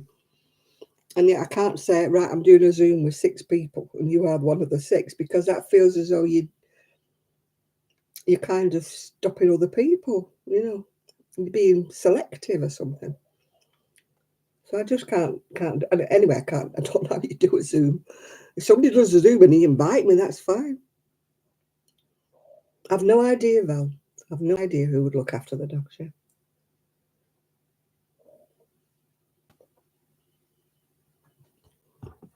I had lots of quality time with my neighbours. I used to talk to my next door neighbour every single day of the week. I used to talk to the woman across the road every single day of the week. Do 10 separate Zooms. Yeah. Your turn today, your turn tomorrow, your turn today. I can't even do a Zoom. I don't know how you do a Zoom. If somebody wants to do a Zoom and invite me, I'll join.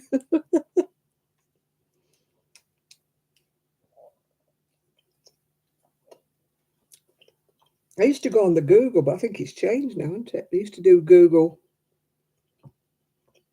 Somebody used to ring you and it used to come up on Google. And I used to go on, I think it was Zoom. I used to go on with Denise from Denise Deer. But they were lovely, lovely people on Denise's channel. But they all knitted, and they knitted shawls and they knitted socks. And I felt the odd one out, you know.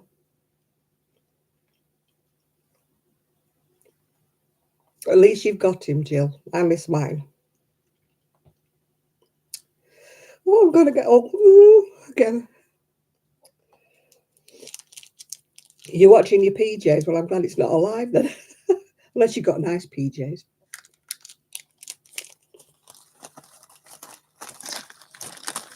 Yeah, I used to do Zoom calls with a couple of ladies in America. They used to ring me because I could never do the Zoom. They used to ring me.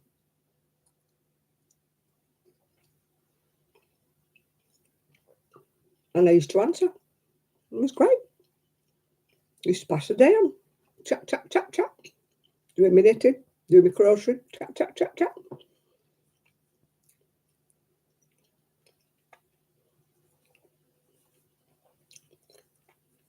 I don't drive anymore. Sadly. It was a choice.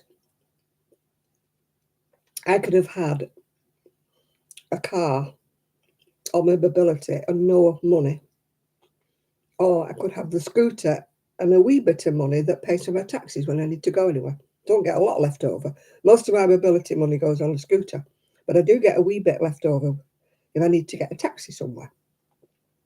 Because I'm not one of these fortunate people who has a huge private pension. And you know the government doesn't give you much row over here.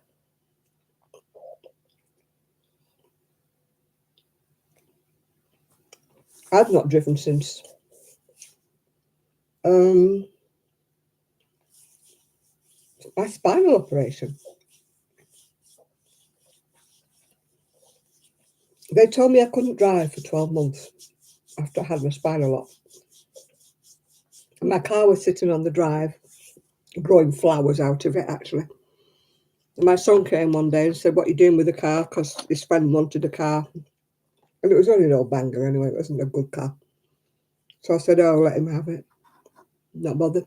Only cost me a couple of £100 at the time then. It was a real banger.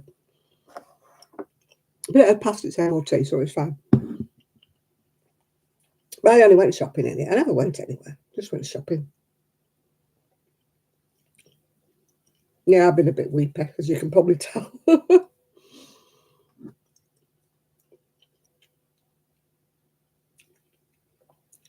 Is he not with you yet, Jill? Has he not come down yet?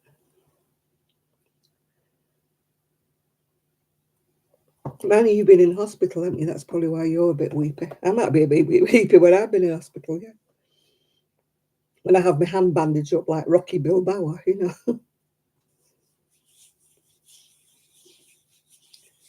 Oh, I wouldn't be able to drive now. I mean, it's been what? About 15, 16 years since I last drove. I haven't got a license anymore now.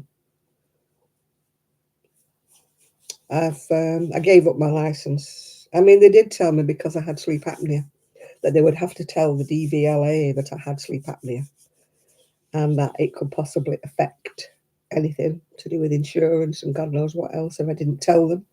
Even though my sleep apnea is controlled with, what do you call it? CPAP machine, yeah. Even though it's controlled, yeah. I gave up the.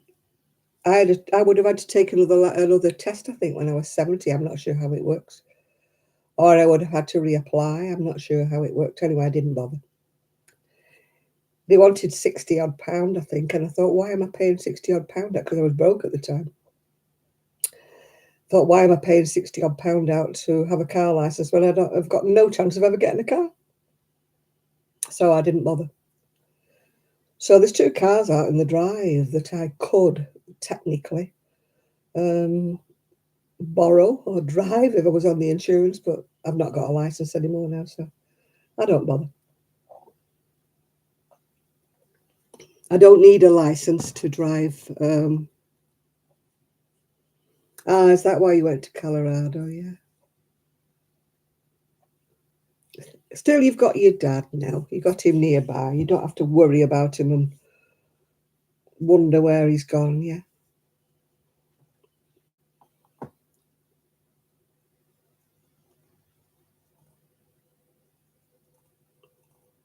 Yeah, well, at least you can keep your eye on him. Yeah.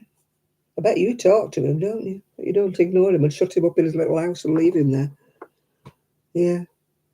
That's just me being again.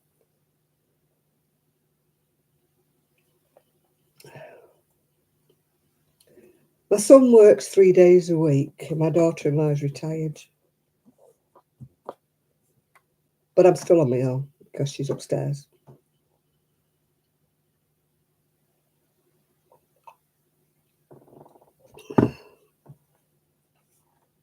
If my daughter-in-law's away for any given reason, then my son does talk to me. But while he's got his wife, then talks to her instead. It's got to the stage, if I need to tell him anything, I have to send him a text. It's great, isn't it? You live in the same house, you send him a text. Oh, she's not crafty in the slightest. I don't think she can sew a button on. Not interested in anything I do, not interested in any crafting I do, nothing, not interested at all. Yeah. That's why I go to knit club, because at least they're interested in what I'm making when I go to knit club. And Val will tell you we have a good laugh, when we go there. Apart from when one lady's on one, but apart from that, well, she's not there at the moment, so you always get one, don't you, that goes off on one. The dogs, I don't even have the dogs unless there's nobody in. I'm official dog minder when there's nobody. Well, I haven't even got a choice, Jill. I've only got the one. So if he isn't talking to her, then it's just a minute here. My fire's still buzzing. I've got my washing trying to dry. Because we're trying not to use we've got a shiny nose, like Rudolph. I'm trying not to use the dryer because, oh God, the electric and stuff here. I think we're supplying the street. Yeah, I need a tissue. Hang on a moment while I try my best to get up. Ow, whoa, ow. Oh, it's terrible when you decrepit. Oh. Oh.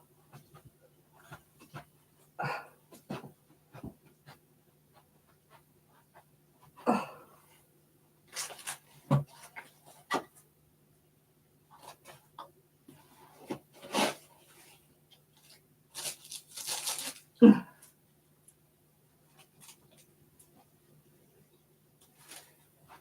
Oh, God, I nearly fell over again. I nearly fell over again. Old lady walking.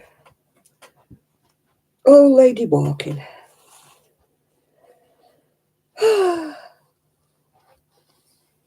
Ooh.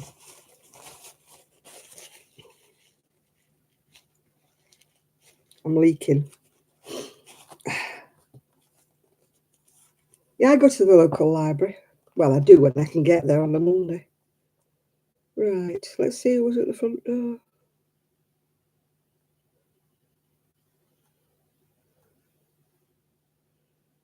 There is a person at your front door. Let's see what they were delivering. I'm just being nosy.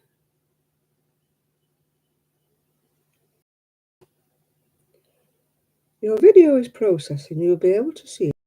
We've got a ring bell doorbell.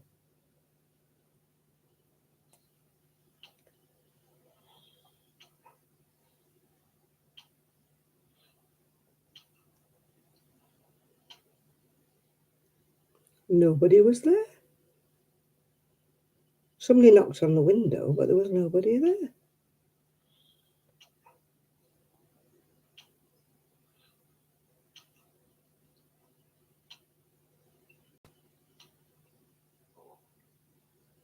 That was strange, isn't it? Somebody definitely knocked on the door because I heard it, yeah. All right, Ginny, bye now.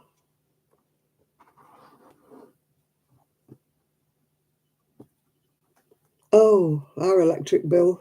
They wanted £1,000 off us this month. I thought, what? Yeah.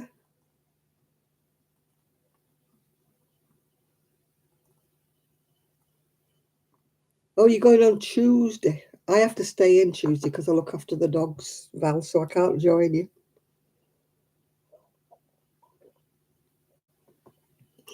Yeah, our bill was £1,000. It was wrong.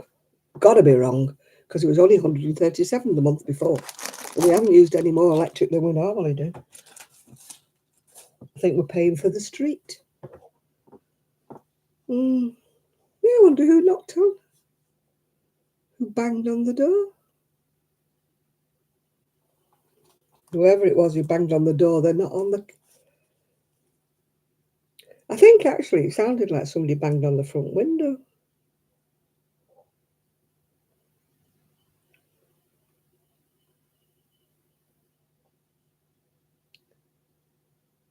strange.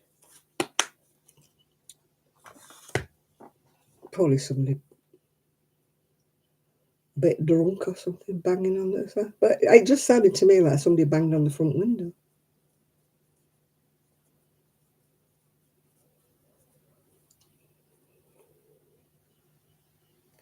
But we don't have a camera at the front. We've only got a camera at the side.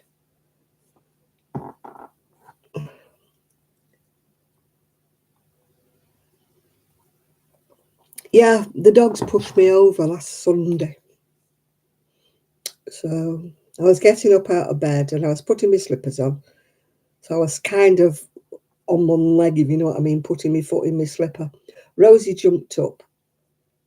She knocked me, but I would have fallen on the bed, except that Trixie went like that and pushed me on the floor. Because she is a little, but she's mighty. She's like a big thug. My mum and dad, somebody banging on the window. Mind you, there's been a spate of people. We have a Fleetwood page. People saying that kids have been banging on the window and trying to get them to open the door. And it's like elderly people have been a bit sort of frightened, you know, by people banging on the window. So, I don't know. It did actually sound like it was banging on my window here. Not the front door, although our ear must have thought it was the front door. I thought maybe they'd ordered something, although they've had the tea. Didn't think they'd be ordering a pizza or something, you know. But my son went to the door and had a look out, but nobody there. But we do keep the door locked anyway, so it's not as if anybody could have walked in.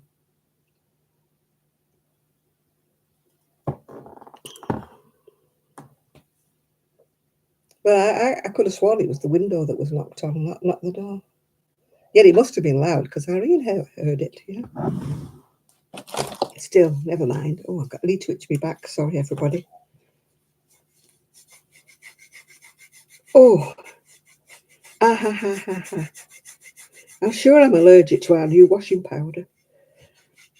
Everything that's been washed in the washing powder makes me itch. Oh, that's better.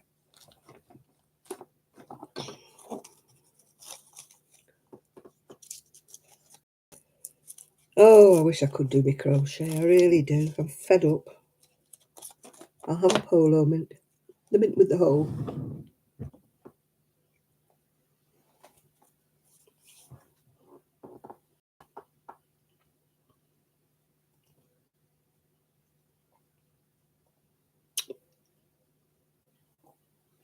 Oh, it's my dread is ever having to go into care.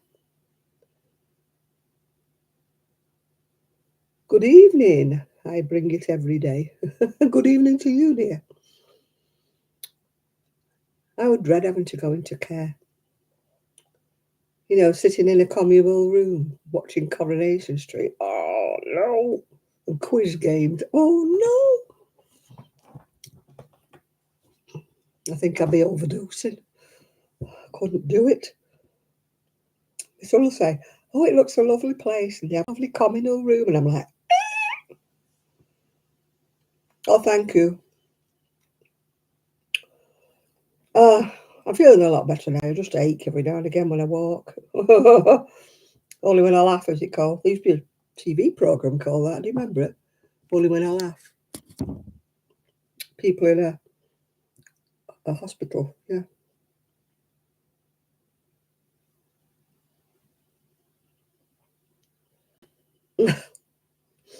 Going back to his mum and dad as he was a teddy boy.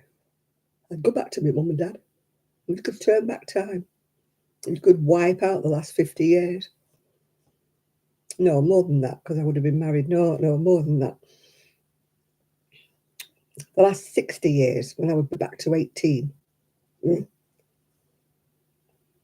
I would have known better. I wouldn't want to be 18 now, but 18 I was 18.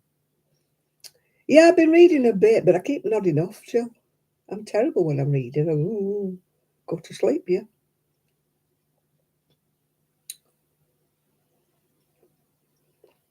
Oh, do lolly tap. Oh, tell me about predictive text. It always changes.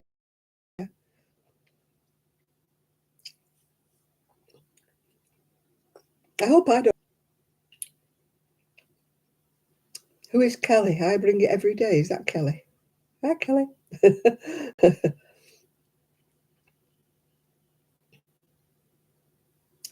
I'm frozen. Oh dear. It'll unfreeze soon. I'm sure it will. I'm having trouble with my internet. Yeah.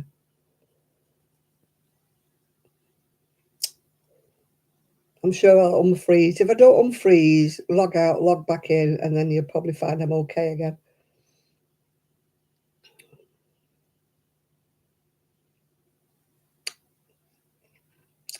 Mm-hmm. Oh, is she 95? Oh my goodness me. This funny lady. Funny lady, Patricia. Mrs. Bouquet. On a slimline white telephone.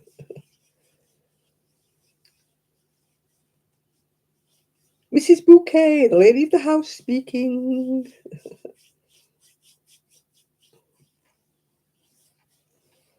Oh, there's something going on. I'm on a different network than my friend, and my friend keeps cutting out. And she's on a different network, so I don't know.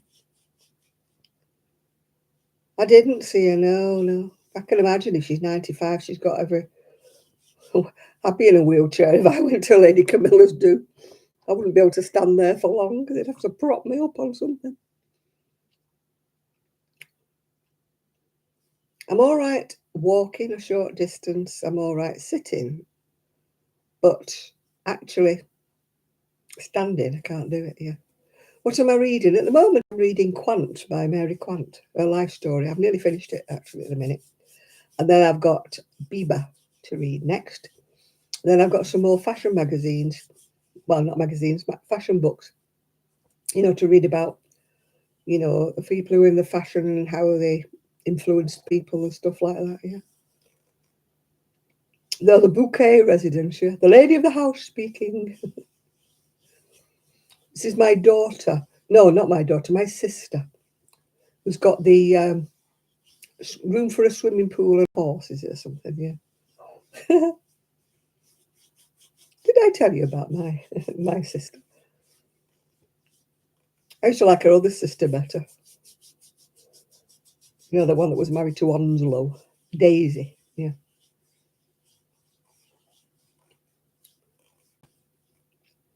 No, I've never joined the library actually here. No. I got them from Abe Books, is it called? ABE? Abe Books. I got some really cheap books. Only £2, and that was £2 something, £3, post free. So I've got them. No, I haven't watched the film about Clarice Cliff. No, I've seen a few little videos about her, you know, how the way she used to paint things and stuff. My friend used to always look in charity shops to see if there was anything that was Clarice Cliff or of the style of Clarice Cliff. I don't think she ever found anything, but she used to always look. My friend June was the shop queen. She would find me stuff. I would shop and find nothing. She would go in the same charity shop and find all kinds of things. She was the one who got me the coat, the cashmere coat for 20 quid. In fact, thinking back, I don't even think it was 20 quid.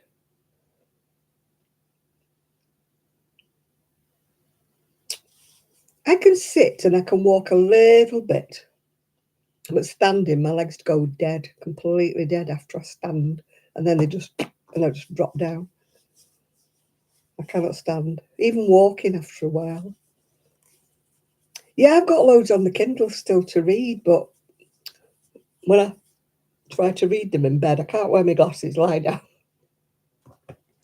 Don't ask me why I cannot sit up in this bed. I could sit up in my old bed. I can't sit up in this bed. Don't ask me why. I can't, but I can't. So I can't sit up to read with my glasses on. So I'm trying to read laying down with my Kindle on the side, and then it changes and it wants to go the other way or the other way. And I can't wear my glasses because it. Oh. So I've got loads to read on the Kindle and I can't read them at the minute. Great, isn't it? They don't tell you this bit about getting old, do they? They don't say when you get old you get knackered or stuff like that. They don't tell you all that, do they? It's a good job they don't, really, isn't it? You know. Otherwise, you know, what would we have to look forward to? As my dad would say, well, it's better than the other alternative. Getting old is better than the other alternative. When I used to grumble about hurting and my back hurting, I mean, my knee saga and my back saga has been going on for donkey's years, yeah. When I used to moan about that, my dad used to say, there's loads in the graveyard. I'd love to be you. So stop moaning. Right, okay, Dad. So I tried not to moan, not to go on.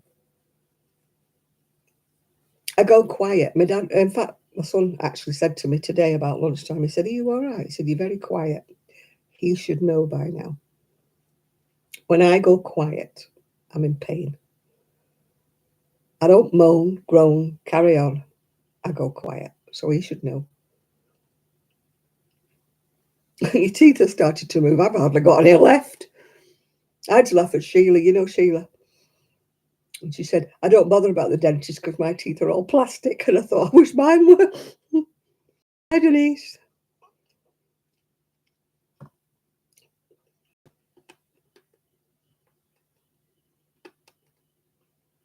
My teeth are costing me a fortune whenever anything goes wrong with them because there's only private dentists, no national health. Oh, I've got in my hand. You have to excuse me having a moan. Trying to get some circulation back in my fingers. I took my mitten off because I was hot. Well, my hands were hot.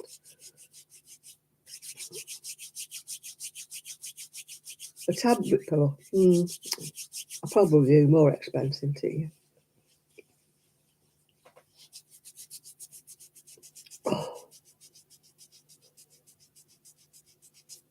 Oh, my thumb is the worst. It's just dead, and I hate that feeling. It alternates between completely dead and throbbing and burning, and fed up. Well, not fed up. I am fed up. Just watch. That will be the thumbnail that YouTube picks. It always picks one for me. A thumbnail. I don't pick my own. And it always picks one when I'm pulling my face. Your screen's gone fuzzy. Oh, gosh. It went fuzzy last week. I think it's something to do with, I think Chris said, it's something to do with the speed of the internet. If my speed of my internet goes down, that makes it go fuzzy. So I don't know.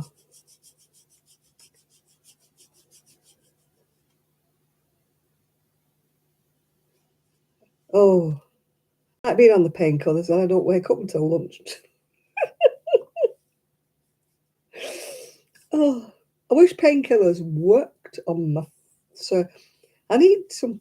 If there was such a thing as circulation tablets. But it won't be until they cut that open and free everything up. Oh. It's annoying.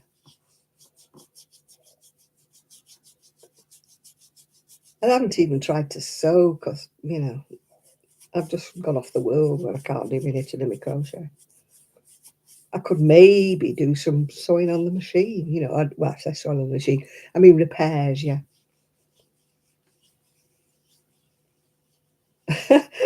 I think you're being back in a moment, not back in a month. Predictive text once again. It changes what you say into something that could really get you into trouble, doesn't it? This predictive text. You think you're being nice and it could change what you're saying into something really horrible, you know, and you think, whoop, didn't say that.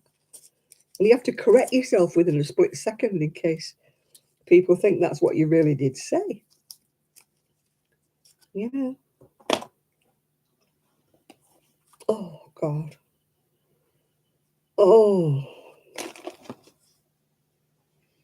I found my pulse meter. See if I'm still alive. See what my heart rate is. See if I'm still alive. I'll put it on my dead finger. See what happens. Does it say you're still here, Janet? Oh, you put it in the wrong end.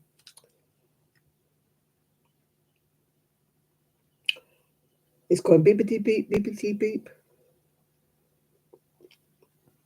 Yeah, my friend takes lots and lots of painkillers and she misses half of her life. I've got 96% oxygen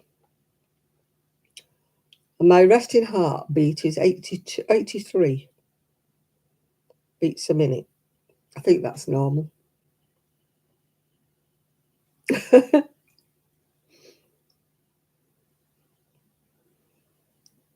Yeah, 95 is my oxygen, which isn't good, is it?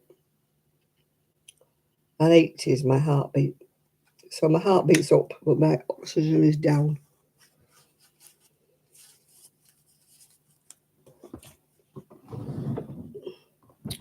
At least 96 is better than no oxygen at all, isn't it? Hey. If you wonder what I'm doing, I'm rubbing my hand. It looks a bit weird on the screen because you can't see my hand. But I rub it, I put it in hot water sometimes, you know, my whole hand in hot water to try and open up my veins, is it arteries, whatever it is. It works to a certain extent, but then it just wears off again.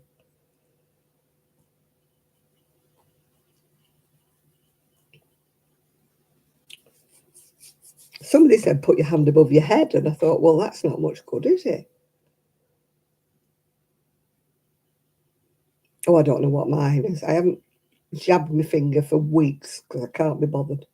I've got my injections, yay! Got to take my first one tomorrow, again, after 2.5 months without them.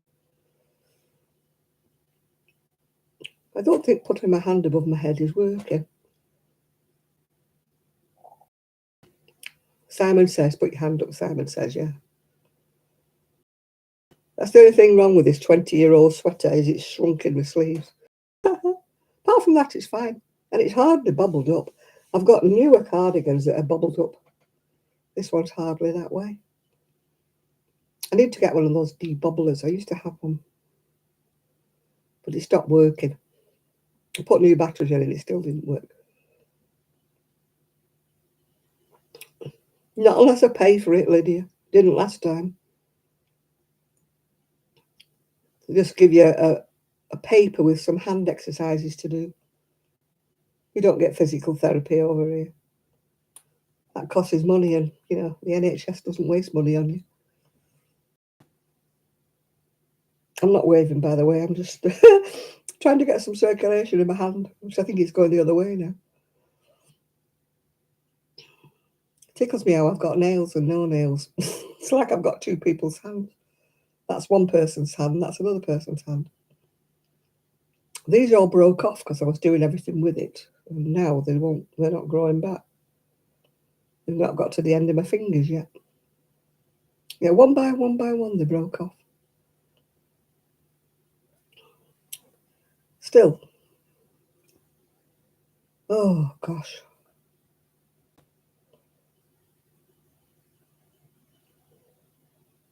Give us a wave, Neil. Yeah, Neil always gives us a wave, doesn't he? He's had it in for me gain, hasn't he, this week? Not that he doesn't have it in for me gain every week, but... What between him and Lady C?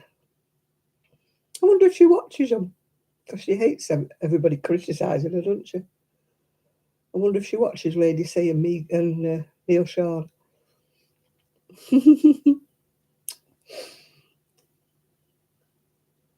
Do you know, I bought some vitamin D and I keep forgetting to take them. I should put them in my tablets drawer. As far as sunshine is concerned, it doesn't exist in Fleetwood. There might be some round about June if we're lucky for a week, but there ain't no sunshine. They watch everything. Oh, she must spend all day then watching Lady C. I like the way Lady C says, sue me. Sue me.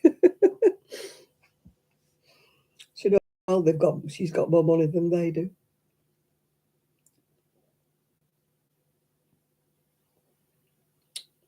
Oh dear. Anybody watching me now? I wonder why I've got my hand stuck in the air, won't they? There's a simple exercise.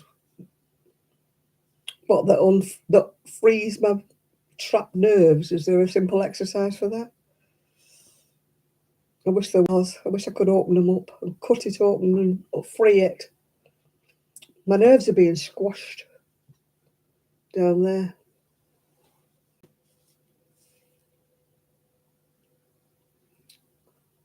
It's squashing everything that brings blood to your fingers. It's just being squashed like that. And the minute they open it, it'll be free, hopefully. But he's warned me I might have nerve damage because it's been squashed for so long. I should have come earlier. Blah, blah, blah. Walk my fingers up and down the wall. I'll try it when I get in the bedroom.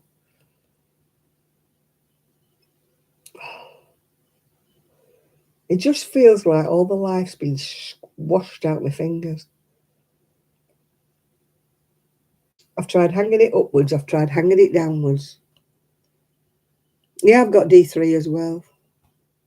Got vitamin D3. I've got B12, which I never take any. I always forget. I take my cod liver oil. I remember to take them. I must be the one person in the world that likes the taste of cod liver oil. I actually crunch them. I love cod liver oil. My mum used to give me cod liver oil and malt when I was little, and I used to love it. Can I have more than one spoonful, Mum? No.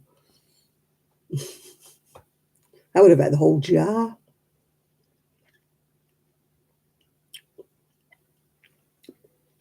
And my brother used to hate, cod liver oil on a spoon. Yeah.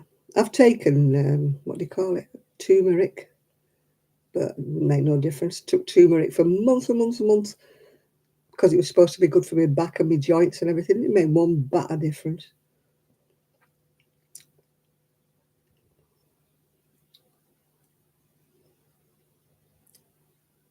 I think the only thing is surgery. I'd had surgery done on that hand years ago, and it's been fine ever since. No problem at all. That was through the job centre, through clicking on a mouse. Click, click, click, click, click. It got to the stage where I couldn't even click. Couldn't use my hand at all. I was trying to click with my left hand.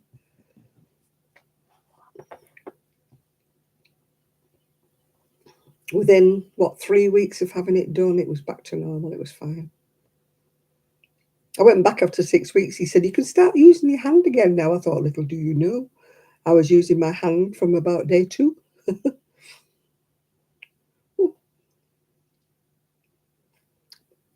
No, I'm not on any blood thinners. Not yet. Got that joy to come, haven't I?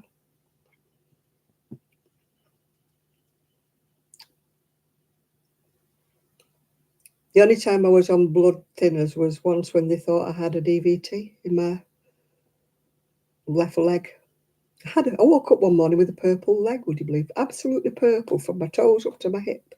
I went to the GP, I went to the walking clinic, they wouldn't touch me. Straight down to emergency, they said. And it was when I was much, much heavier, and they couldn't actually do the scan with the ultrasound thing, because every time they pressed on my leg, I was nearly up through the ceiling. They had to scrape me off. It was so painful. So they treated me as if I had a DVT, so I had to inject myself every morning for about a week or a fortnight, inject my stomach every morning. Well, that was a joy. I think that's one reason why I don't want to be on insulin, because I do not like injecting myself. Once a week is enough for me. Oh, you got cod liver oil and then a spoonful of orange juice. Ooh. Do you know, I used to love the orange juice we used to get at the welfare. For those of you who are old enough and British.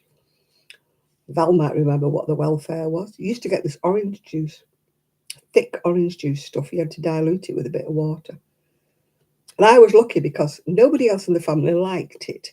So all of my cousins, my aunties used to get this orange juice for me because their kids wouldn't drink it. So he said, get it, give it me, give it me. So I used to love this orange juice. It was gorgeous. I mean, it's probably like you get properly squeezed orange juice now at the supermarket. If you get the one that's just not additives, yeah. Oh, Irene used to go to the baby clinic, but they'd stop the orange juice by then. And he wouldn't have the formula that he got at the baby clinic. He wouldn't have that.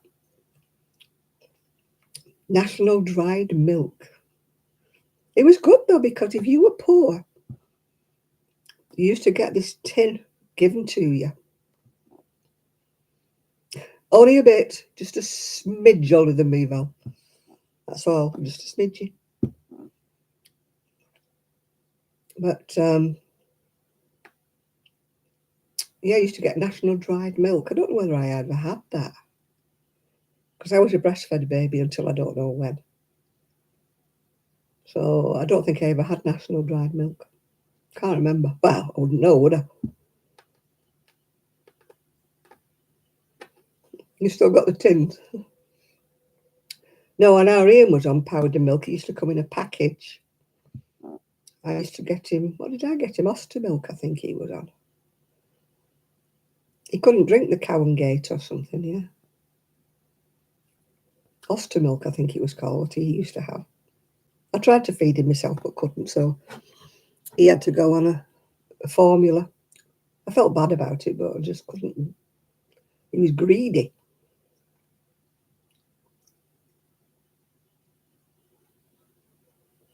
I fed him myself for about a week, and the poor little thing was losing weight. He was starving. So I was still in hospital at the time, and they said, no, he's not getting any nutriment. You've got to put him on a bottle. Poor little thing was wasting away. So they stuck him on formula. Yeah, they didn't stop milk in school when I was there because I'm so old. Yeah, I think it was later on they stopped it. It was Maggie Thatcher, didn't it, that stopped it.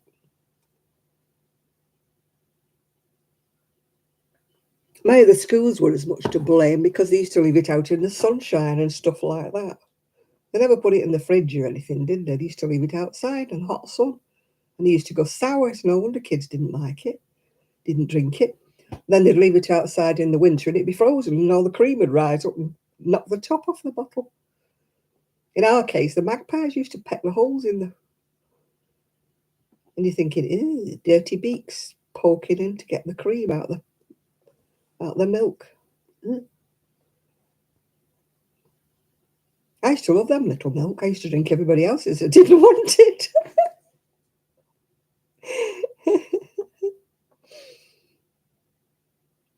Do you ever watch, what's she called? Oh, that comedian. And she was saying she found out that Maggie Thatcher had invented Mr. Whippy. And she said after that, her dad was from the mining country. And her dad used to say, that's it now. He said, you can't have any more Mr. Whippy ice cream. Because she used to be a chemist or something before she went into politics.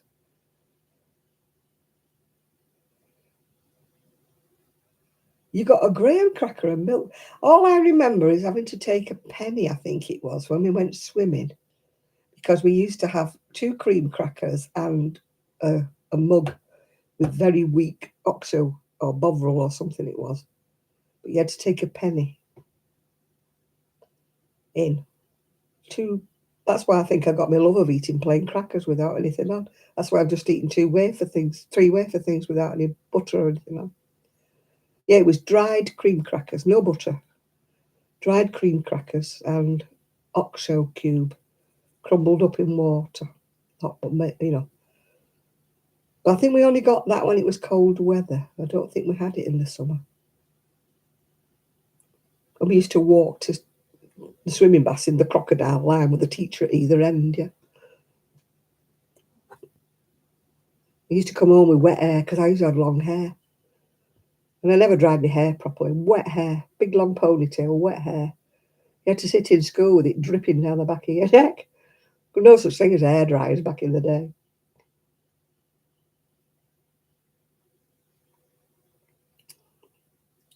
Oh, milk money. No, we didn't have to pay milk money. The milk was free. What have you missed? We're talking about milk at school and stuff like that, yeah. I still drink OXO. I will still have, on a cold day, I will come in and crumble up an OXO cube in boiling water. I will still drink my OXO cubes. And I love Bovril, yeah.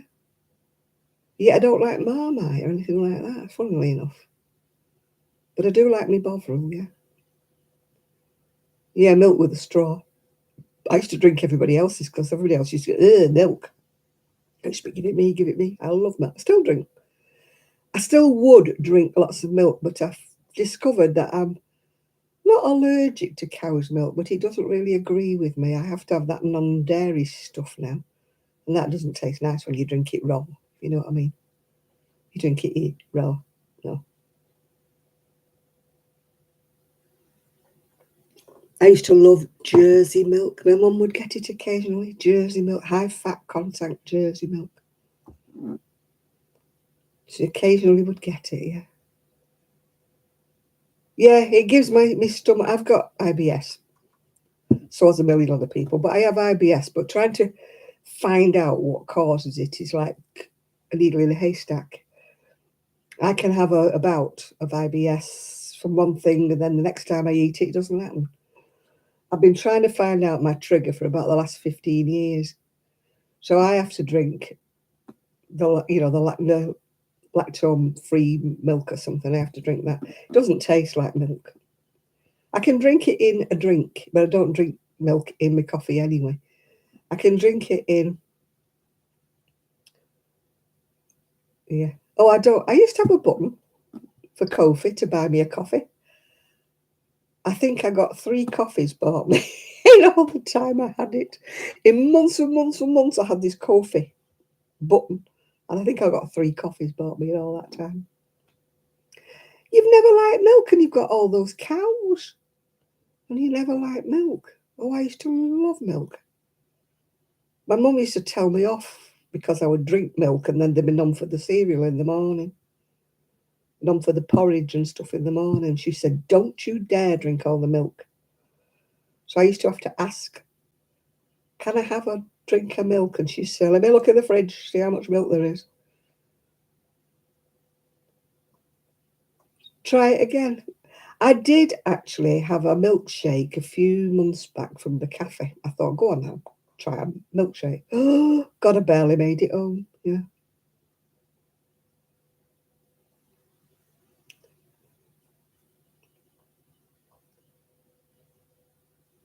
Yeah, buy me a coffee. As I said, I got 3 coffees bought me in about 6 months. The Kofi, you know, the thing. So I gave it up. I never bothered anymore. Hi, Jane. How you doing? Yeah, we used to have years ago, the horse and trap used to come with the milk churns. This is before the TT, before the tuberculosis jazz. I'm that old, yeah. And they used to come with the milk churns on the back of a horse and trap. And you used to go out with your jug. You know the jugs that you've seen, they've got a ring, haven't they, of fabric, and then they have all beads hanging all the way around, like crochet beads to keep the flies off, yeah? You used to go out with you used to have a gill or a pint or whatever, put in your jug. Bear in mind, you never had a lot of milk in, because back in my day, you just had a marble slab in the pantry. You didn't have a fridge. There was no such thing as a fridge. And then we used to have what we called the meat safe that my dad had that was like a wooden thing with mesh on the front that the flies couldn't get in if you put your meat and your butter and your stuff in. It wasn't a fridge or anything like that, yeah. You don't milk your cows. Oh, are they just pets or what? You don't do anything with them. Sammy's just left, so you're free. Woo! Jane is free. Woo! Give a little wave. Woo! Jane is free. Yeah, when I think about it though, and then we had all that problems, with tuberculosis testing, and they couldn't sell it anymore in the churns. They had to put it in bottles, didn't they? Never tasted the same. Because when I was little, we used to go past a farm, and if you knocked on and asked for a glass of water, the farmer's wife sometimes used to take pity on you and give you a little glass of milk. It was still like from the cow, it wasn't TT tested or anything like that. Just still warm from the cow, more or less. Oh, it was tasted so good. You know you were in luck if your face fitted and she took pity on you. Otherwise, you get a glass of water. But if you said, "I'm thirsty, can I have a drink of water, please?" And occasionally she would give you milk, from the cow.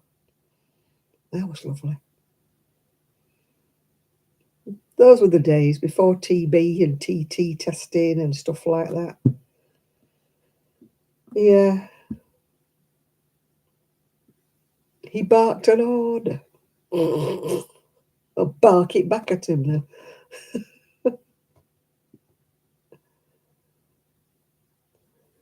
You would drink milk with chocolate powder.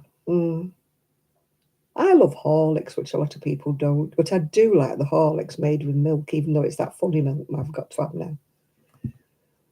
And I used to love a milkshake, especially a milkshake float with ice cream. Oh boy, I used to love that.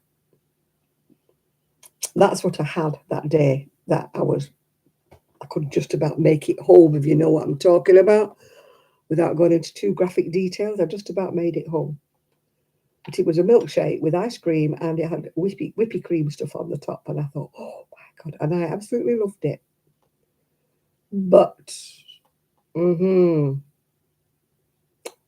oh boy, did I pay the penalty. Yeah, there was nearly a disastrous accident on the way home.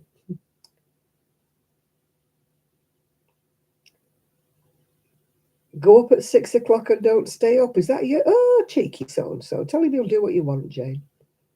Your life, you're living it.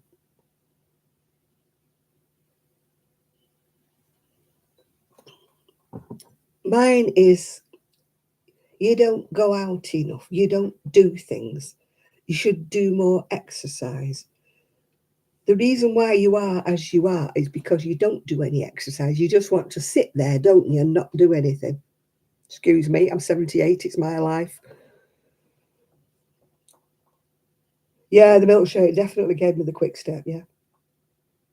According to my daughter-in-law, I should get up and walk up to the seafront. Bear in mind, I can't get on the seafront unless I go about 300 yards either direction to get up onto the seafront. And I should walk up and down the seafront. That would make me better. I should do a bit more each day, and then I would be mobile. Yes.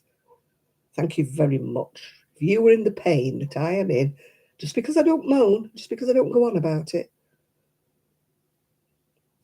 I'd like to see them go and walk up on the seafront if they were in so much pain like I'm in. But according to them, I'm in so much pain because I don't walk up on the seafront. Yeah, right. Maybe I should moan. Maybe I should groan. Maybe I should tell them every day exactly how I feel. But because I don't like to moan, because it's not my nature. As you've heard me say on videos before, I don't like whinging. I don't like moaning. I don't want to make a video where it's moan, moan, moan all the time because I'd lose my subscribers. People don't want to listen when you're always ill, you're always poorly, you're always going to the hospital, you're always going to the doctor. People turn off. They're not interested. Yeah. So I don't say anything. I just go quiet like I did today. Like my son said to me about 3 o'clock, "You're very quiet, Mum." And I said, "Well, I just don't feel like talking." And that should have triggered him.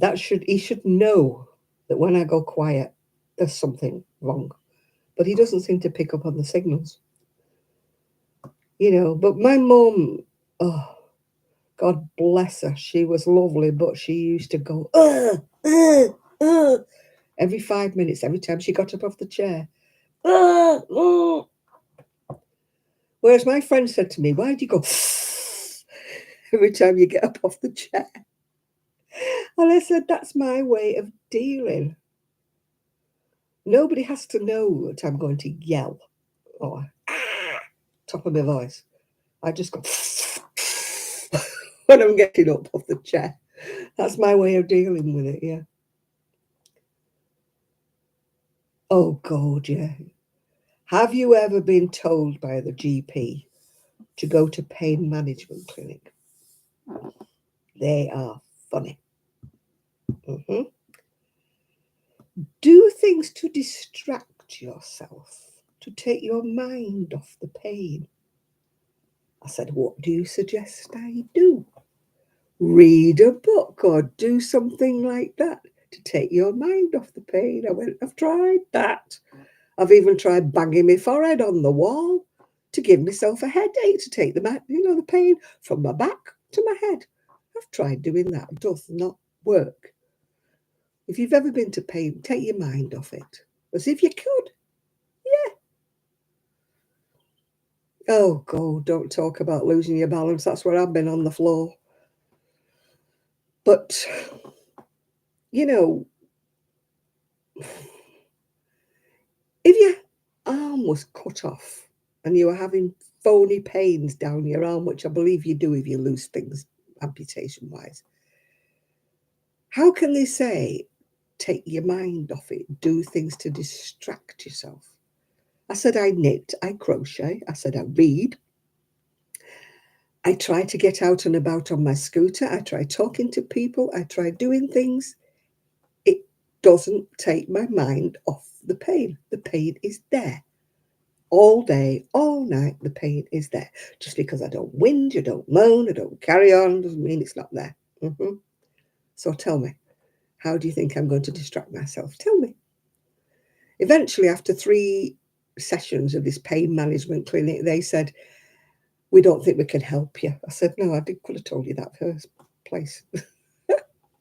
Just carry on taking your painkillers, they said, which I won't take. Stupid, I know I'm stupid. I don't like being drugged up. I don't like the zonked out feeling. I don't like not being in control mentally of my faculties by taking so many painkillers. Yeah, exactly, Jane. Yeah. Why don't you help me get off the floor? Which nobody did. I was on my own. Just me and the dogs. And the dogs just thought it was a huge game and they're jumping all over me, thinking it was so funny. Oh, Grandma's on the floor. Let's jump on Grandma. There's me crawling about. Well, bum walking. I can't crawl because I can't use my knees. There's me bum walking all around the house trying to find something to lever myself up with. But not having substantial furniture anymore. We've only got these dumb IKEA units that wouldn't, the whole thing would pull over if I tried to. Yeah.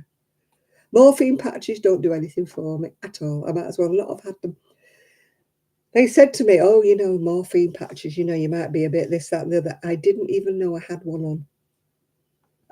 And so he upped it and gave me stronger ones, and I still didn't know I had one on. They didn't do a thing. Morphine tablets did knock me out, but they just knocked me out. And I didn't want that. I don't want to be asleep all day long. Yeah. But morphine patches, no way at all. I think I got the placebo. Tramadol gives me nightmares. I've had that. Yeah, I have nightmares with tramadol. I mean, really, really bad nightmares, where things are getting me and, oh, God, no. There's certain drugs you can't take, and I can't take tramadol. The best ones I take, actually, are the Nurofen or the ibuprofen, which I can't have because I've got IBS. And they won't give them to me. I do sneak them, though. I buy them over the counter, and I do sneak them now and again. But when I was on ibuprofen or naproxen or whatever it was called from the GP, fantastic. They were fantastic, but then they stopped me. They said, oh, we didn't realise you were on them so long. It's bad for your stomach. Gives you stomach ulcers or something or other. I don't know. But they took me off them and they won't give them me again. great, isn't it? The only thing that worked with me was the injections in my spine, and they won't do them anymore. They said that they weren't doing any good, but I think it was monetary. I think it cost them too much money to do these injections, and that's why they stopped them. They stopped them for Sue. She's in Scotland. She's not had any for over 12 months now. Yeah. Oh, they're full of ideas, aren't they, Jay? These sons. Full of bright ideas, but they're not the ones who are suffering. He had a trapped nerve in his hip. Just before Christmas, he was off work for 6 weeks. The blooming moaning and groaning and carry on that he did. Oh, you don't know what it's like. And I'm like, don't I? Yeah. I just walked away. Yeah. Yeah, everything that works is hard on your stomach, isn't it? That's the trouble, Lydia. Yeah, I can take certain things and they work. I don't say they take the pain away, but they take it to a lovely level where you can cope. Yeah. But you can't take them because they upset your stomach. So what do you do? What do you do? Yeah. If I was rich, I could have the injections or I could have the pain thing. Yeah. Oh, yeah, my son knows it all, of course. My daughter-in-law knows even more. I wouldn't have dared say anything to my mum. Yeah. Yeah, exactly. This is what they said to me. I had 3 and they were great. I got on with my life. I could walk about. I could do different things. Didn't take the pain away, but it was level so that I could actually do things. And then they said there was no proof that they benefited anybody. There was no proof that they were working. In fact, they could be doing more harm than good. And I'm like, well, you don't ask me. You don't say to me, did they kill the pain? They didn't ask me, did the pain level go down? They didn't ask me. Didn't ask Sue. Sue loved them as well. It wasn't just me. But now, can't have them. Won't do them. I think it's all to do with money. National health is on its knees, isn't it? Too many people claiming that have never paid into the system. But you can't say that, can you? Yeah.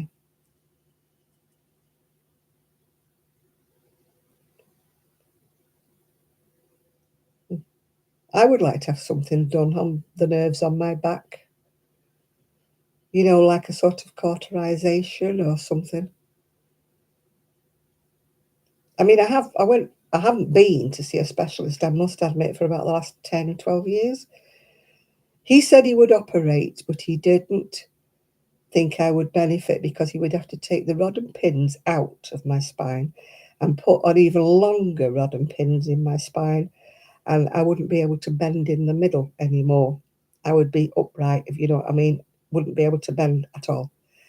And they wouldn't be able to use the screw holes that they'd used before because they would be weakened. So they would have to fill them in with bone chips and they would have to drill more pinholes. I've already got 6 screw things in the back. They would have to not use those. They would have to go into bits of the spine where they hadn't been drilled and drill like 12 holes to put a longer rod. I've got one that's about 6-8 inches long. They would have to put like a 12-14 inch rod in, which means I couldn't bend. I'd just be upright, not being able to bend in the middle. And he said, to be quite honest, he said, if you were my mum, I wouldn't let you have it done. He said, because I don't think you'll get any benefit with the pain. He said, which is what you want. Yeah. Yeah. I've not even had the cortisone injections or something in my back. I've never even had them. Or the nerve blocks. I've not had one of them. I don't know quite what I used to have injected. It was injected in theatre. It was injected in my spine in theatre. Yeah. And you see, that's where the cost comes in because you need all the theatre staff, you need the nurses, you need they do it under a ultrasound thingamajig, yeah. They do it under that. So there's about like 12 people in theatre, which all want paying. And you're in there for about an hour while they do the procedure. And it all wants paying for, don't it? So the NHS probably thought, too expensive, we'll not do it anymore. You know, I used to have my hip injected, and that was great as well. I used to have a needle, oh God, the size of a knitting needle, about 14 inches long. Because the specialist who did it, he said, my goodness me, he said, you were the worst patient I've ever had. I said, why? He said, you didn't even flinch, he said, when I put the needle in. He said, most people are off the bed on the other side. I said, I just gritted my teeth and let you get on with it. He said, it was fantastic, he said, because I was able to put the needle right in the exact spot I wanted it because you didn't move. But then they stopped doing that. Great, isn't it? You know, if I had private medical insurance, I could have had all this done.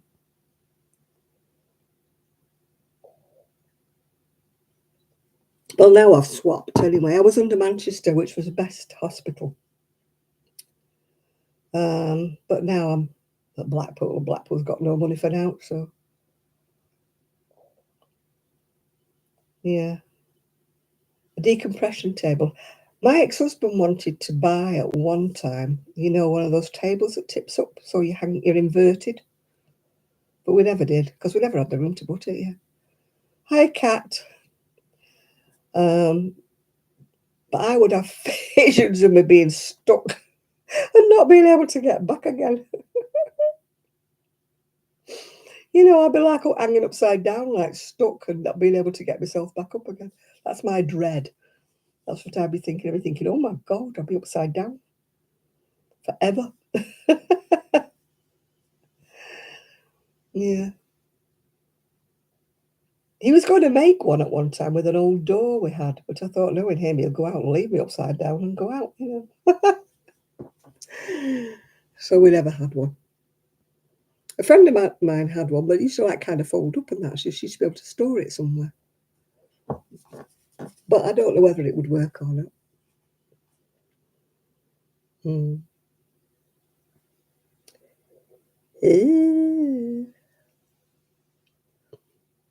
If you were rich and you could go to a physiotherapist every week, wouldn't it be great?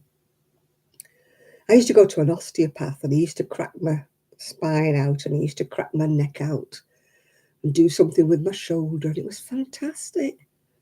But who the heck's got about £80 a week to spare to go to see anybody like that? I haven't seen Chris, Jane. I don't know whether he's around or not. I haven't seen him. Shad did come in earlier, but I don't think Chris has been in. I don't remember seeing him. He's perhaps gone somewhere or cooking his tea. It was a long time cooking his tea, isn't he? Yeah. I don't know. I've not seen him. I'm sure I've not seen anybody else seen Chris. Did I miss him? I don't think he's been in.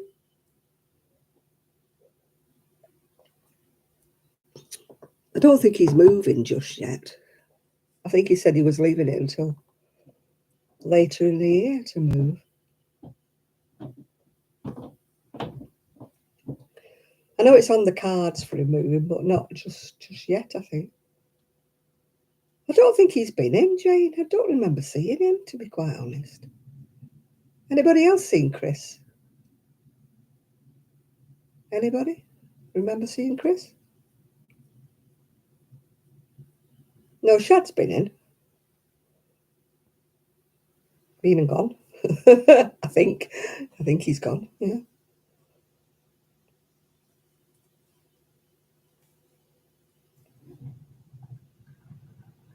Kaz hasn't been in, but I think it's because it's her ex-husband, no, not her ex-husband, her late husband's birthday today. So she's probably a bit upset, so she's not been in. And I think she's had COVID, if I'm not mistaken. I think she put on Facebook she had COVID again. I suppose that's the trouble when you work in a job where you're face to face with the general public. They breathe and cough all over you, don't they? Your nasal surgery, oh dear. I had my nose fixed not for cosmetic reasons. I had my nose done years back because I couldn't breathe and it had been broken so many times it was diverted. Oh, that was horrendous. And they push all that padding and wadding and stuff up your nose. Oh, my nose is a funny shape. It was a worse shape after I had the nasal surgery than it was before I had the nasal surgery. So I wouldn't have it fixed just for the shape. Wouldn't want to go through that again. People who have their nose fixed for fun. Oh, I don't know how. I would never go through that again.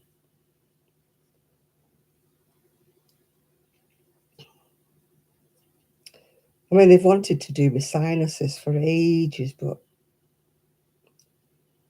I will not have it done.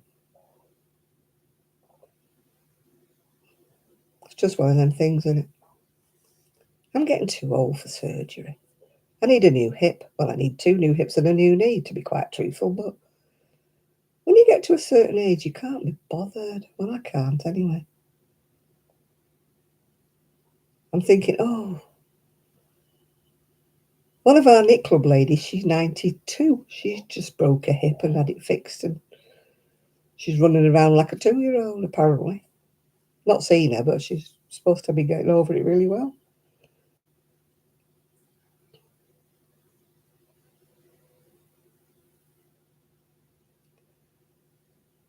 So it doesn't last then when you have your inverted.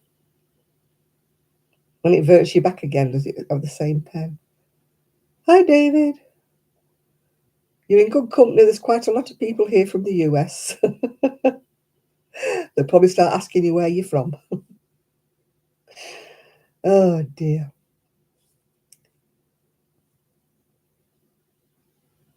What we all doing tomorrow? What we all doing? I'll probably be asleep till lunchtime, knowing me.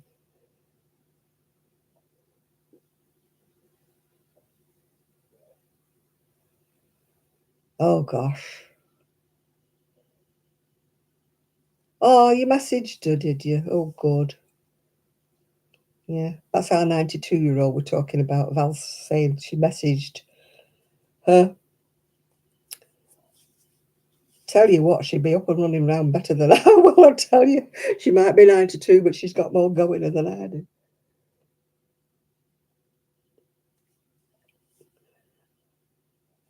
I would say I wish I was like her when I'm 92, but I know I won't be.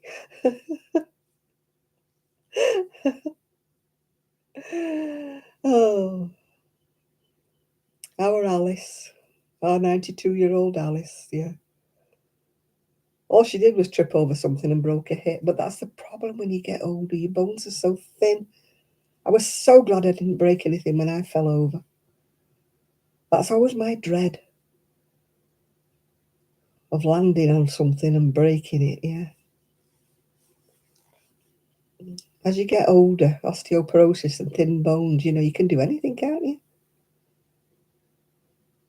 Because I landed on my wrist and knocked my wrist right back, and oh, thankfully it didn't break. Actually, I had my the splint on, which has the metal bar down it.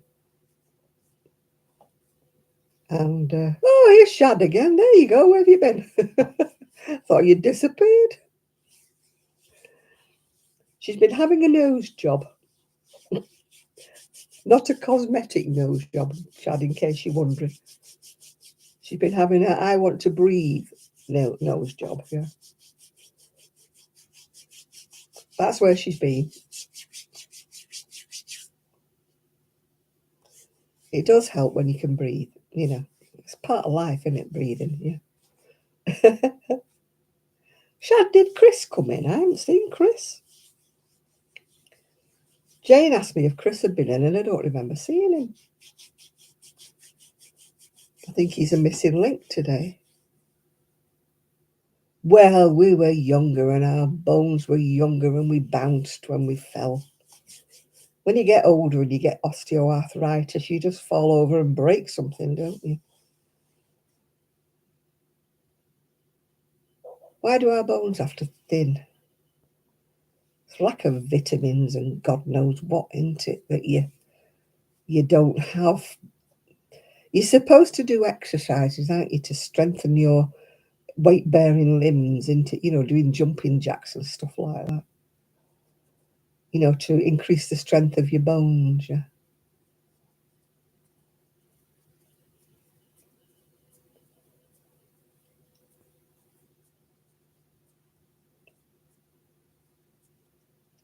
She used to rub butter on your head. Well, at least you could lick it off, couldn't you?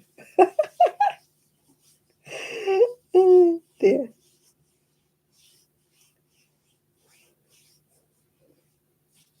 No, I don't know what my mum used to do. She used to usually I scrape my knee, she'd wash it in something stingy, like Dettol or TCP. Iodine was the worst one to. Oh boy. If you had a cut, they used to swab you with iodine, you'd be going, no, no, no, Mum, no. That used to sting like anything, iodine. Oh.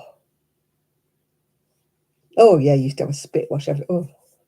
I was one of those kids who must have always looked dirty. My mother was always licking her hanky, yeah.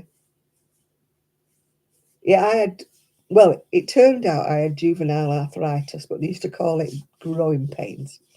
Up the fronts of my legs, I used to scream and scream in pain. I can still remember. It turned out it was juvenile arthritis, but they didn't actually call it that back in the day. They used to call it growing pains.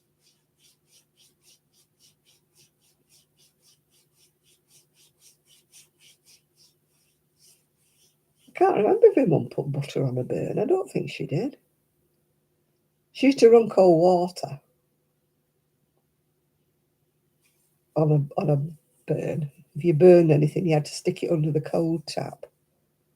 I remember that. But I don't remember her putting butter on it. She probably wouldn't waste the butter, knowing my mother. No, the best she used to get was a junior aspirin. Do you remember them little pink things? Junior aspirin. She used to give you that for pain. And if you'd sprain your ankle or your wrist or anything, you had to put it in comfrey. She used to get comfrey, proper comfrey leaves off my granddad. And she used to boil them and put them in hot water, and you had to put your hand or your leg or your ankle or whatever it was in this comfrey oil. I actually got comfrey oil. The chemist in Royton used to sell lanolin and cucumber. He used to make it himself. It was brilliant for chap legs. Brilliant, lanolin and cucumber. Yeah, they didn't used to call it juvenile arthritis, which they would do now. But they used to call it growing pains. My mum used to have the doctor out to me.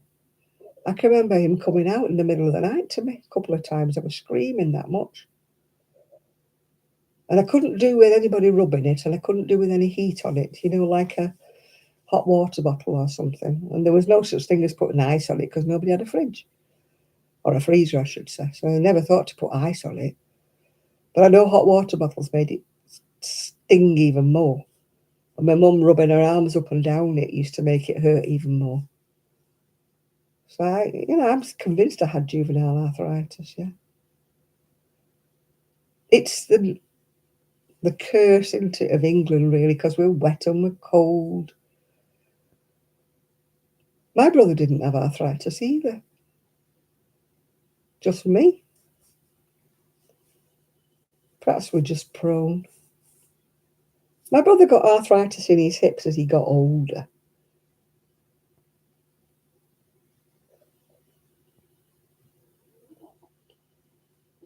We don't have strange weather, we just have rain.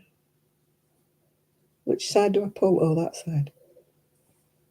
We just have rain, rain, and more rain. And I'll open the curtains tomorrow and it will be raining. My my weather forecast thing says 12 degrees, rain. What a surprise, rain. And I know for a fact it'll be rain for the next 2 weeks or so when I get my scooter changed, because I won't get a scooter with a lid on the top, I'll get a scooter. And yeah, I've actually got mitten things. My son was laughing at me because they are huge. I haven't got one here. Huge, great mitten. I look like Rocky Balboa. You put it in the microwave and you warm it for a minute and you put it on your hand and it's humongous. It's massive. Bursitis, no. Bursitis is like a blister or a cyst that grows in between your joints. I had bursitis in my hip. I had it zapped with, what do you call it? Ultrasound. It broke it up. It's almost like a blister in your joint that fills up with water and then it goes down. Very, very difficult to diagnose it unless they actually catch it when it's up. I had it in my hip and it took them months to diagnose it. It was only when I actually went to the hospital and I had it and they actually did an ultrasound on it and they found it. And then they did this sort of ultrasound. It was like a round thing. It was almost like the mirror, like that. And they just run it over my hip. And I thought, you can't feel anything. You couldn't feel anything. And I thought, that's not going to help. But it's like sound waves that go through this metal thing. And it broke it all up. Yeah.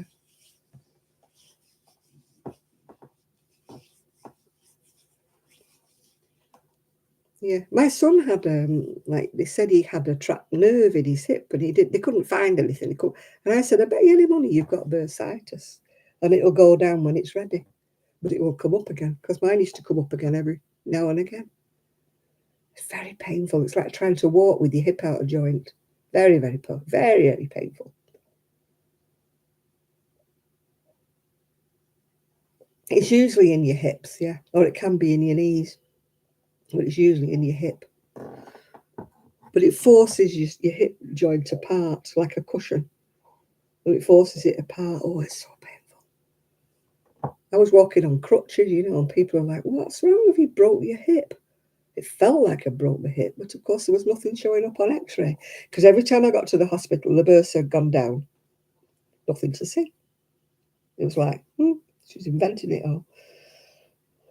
But, my God, it is painful. I still get it every now and again. I stood up the other day and my hip just went from under me. And I thought, oh, this is great. I couldn't put any weight on it. And yet I got up the following morning and it was fine. It was like, what happened last night? Don't know. I hobbled, like hopped, got into bed. And then the following morning I got up and I'm thinking, oh, this is going to be great. Nothing there at all. Got up and I was fine. Well, as fine as I normally am. But, yeah, it was like it never happened. I should always have a crutch or a walking stick around me at all times, but I don't. Because when it happens and I can't walk, I should at least have something to hold on to. People have suggested a walking frame, but I'm so heavy that I did have one time and it just tips. When you try to put your weight on it to pull yourself up, it just pulls forward with you. It just goes with you. It doesn't help you to get up at all. You would need something a lot more, well, I would, a lot more solid, It might help if you're a nice, frail, dainty little person. But it might help me to walk around without falling over. But I don't tend to fall about when I'm walking. I tend to trip over something or get off balance where the dog pushing me or something, yeah. I tried the turmeric. I tried it for months on end and it didn't work. I didn't feel any better. So I just didn't bother. Yeah. I did not bother with the turmeric. I thought it was going to be a miracle. I took it every morning, took it for months. Glucosamine, I don't think I've had that. I've had the D3 and the B12 and the cod liver oil. I've had that. I even had turmeric tablets, but they just didn't do anything. I took that many tablets, I was rattling, rattle. I was taking about 13 or 14 a day with my vitamins and my multivits and stuff like that. I thought, oh, God. Yeah. No, the turmeric didn't do anything for me either. Yeah, didn't do anything. Talking about doing anything, I've still got a titchy little bit left. little titchy bit left of your tincture. I'll put that on my wrist, see if it works. It did work on my thumb a bit, but I've hardly got any left. There's a little squidgy little bit left in the bottom. I keep forgetting to use it. But you didn't write on what it was, so I can't tell you what it was. You did tell me ages ago what it was, but I've forgotten what it was. So I can't buy anything that's similar.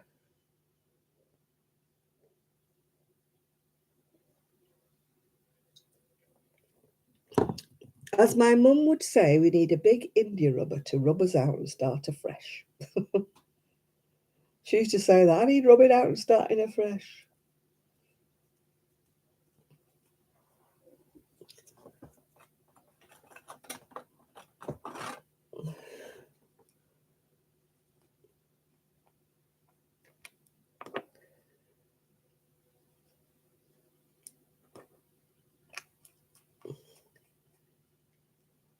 Yeah, if anybody gets any good pain-killing stuff over the counter, Americans can get stuff. I had some American tablets and they were 10 times better than anything I can buy in the UK. I don't know what was in them, but they were much, much better than our painkillers. Much better. And you get them over the counter, I believe. But of course, I can't import them because they won't import them. So I can't look them up and order them online. Other people seem to go on the dark web or the interweb and stuff and order things like that, or Zempic, and jab themselves.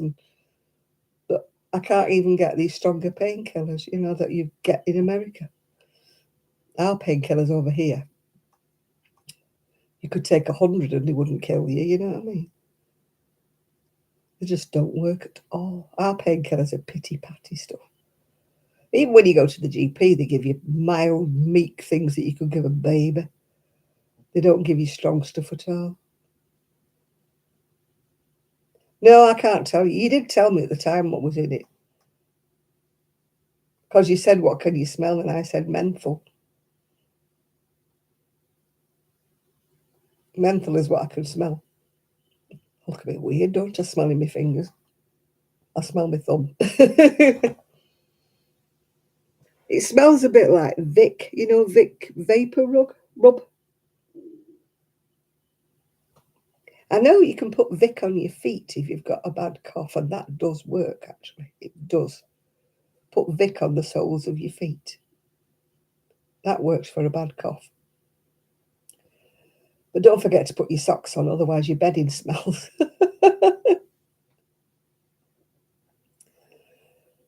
Yeah, Vic Vapor Rub. Brilliant stuff, that. Clears your nostrils a treat. Keeps your husband away as well. That's if you want to keep him away.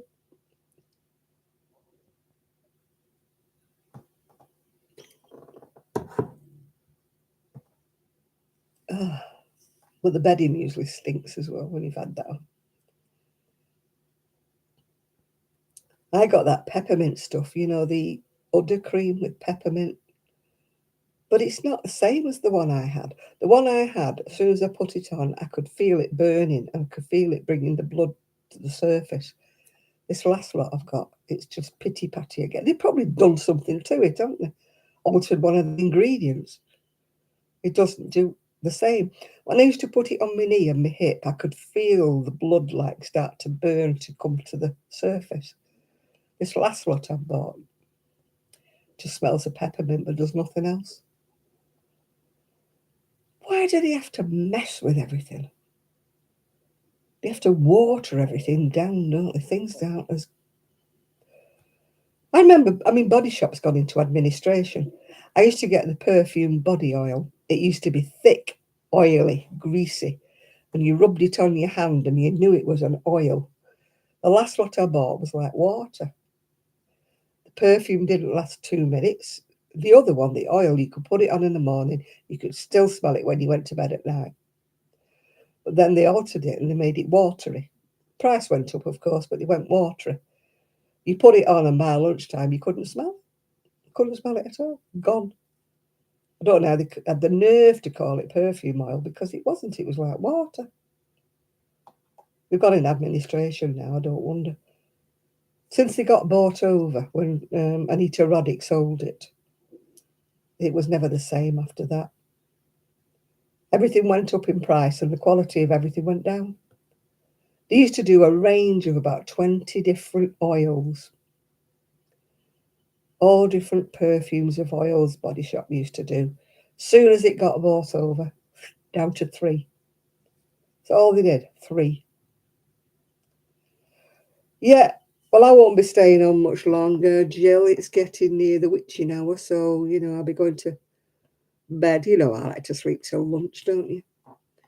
I'll put my story on by Agatha Christie and fall asleep halfway through it. I've never been awake through a whole story, even though it's a short story. I've never been awake yet through the whole story yet. I kind of go to sleep. You've got the oil, you have to replace it. Yeah, no, it doesn't last, does it? Perfume oil does not last. Coty used to do one as well, a musk oil. That was great. Don't do it anymore.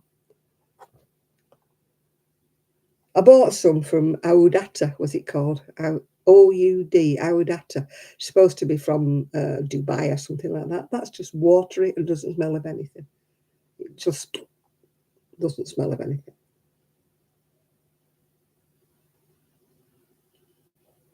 Drinking the last of my orange juice. That's it now. Gone. Right, you will see a video of mine tomorrow because I've done it, but I haven't uploaded it, and it won't be uploaded until tomorrow. It's the Simply Crochet magazine that I got today. So if you want more of me, you'll see me tomorrow. Don't know what time, but you'll see me tomorrow. Anyway, I'm going to go now. It's 1 minute to the witching hour, so I'm going to go. And I will see you all tomorrow. If you want to watch me tomorrow, I will see you all then. Bye for now. And if anybody sees Chris, say hi to me. Hi for Chris. Bye now. Bye.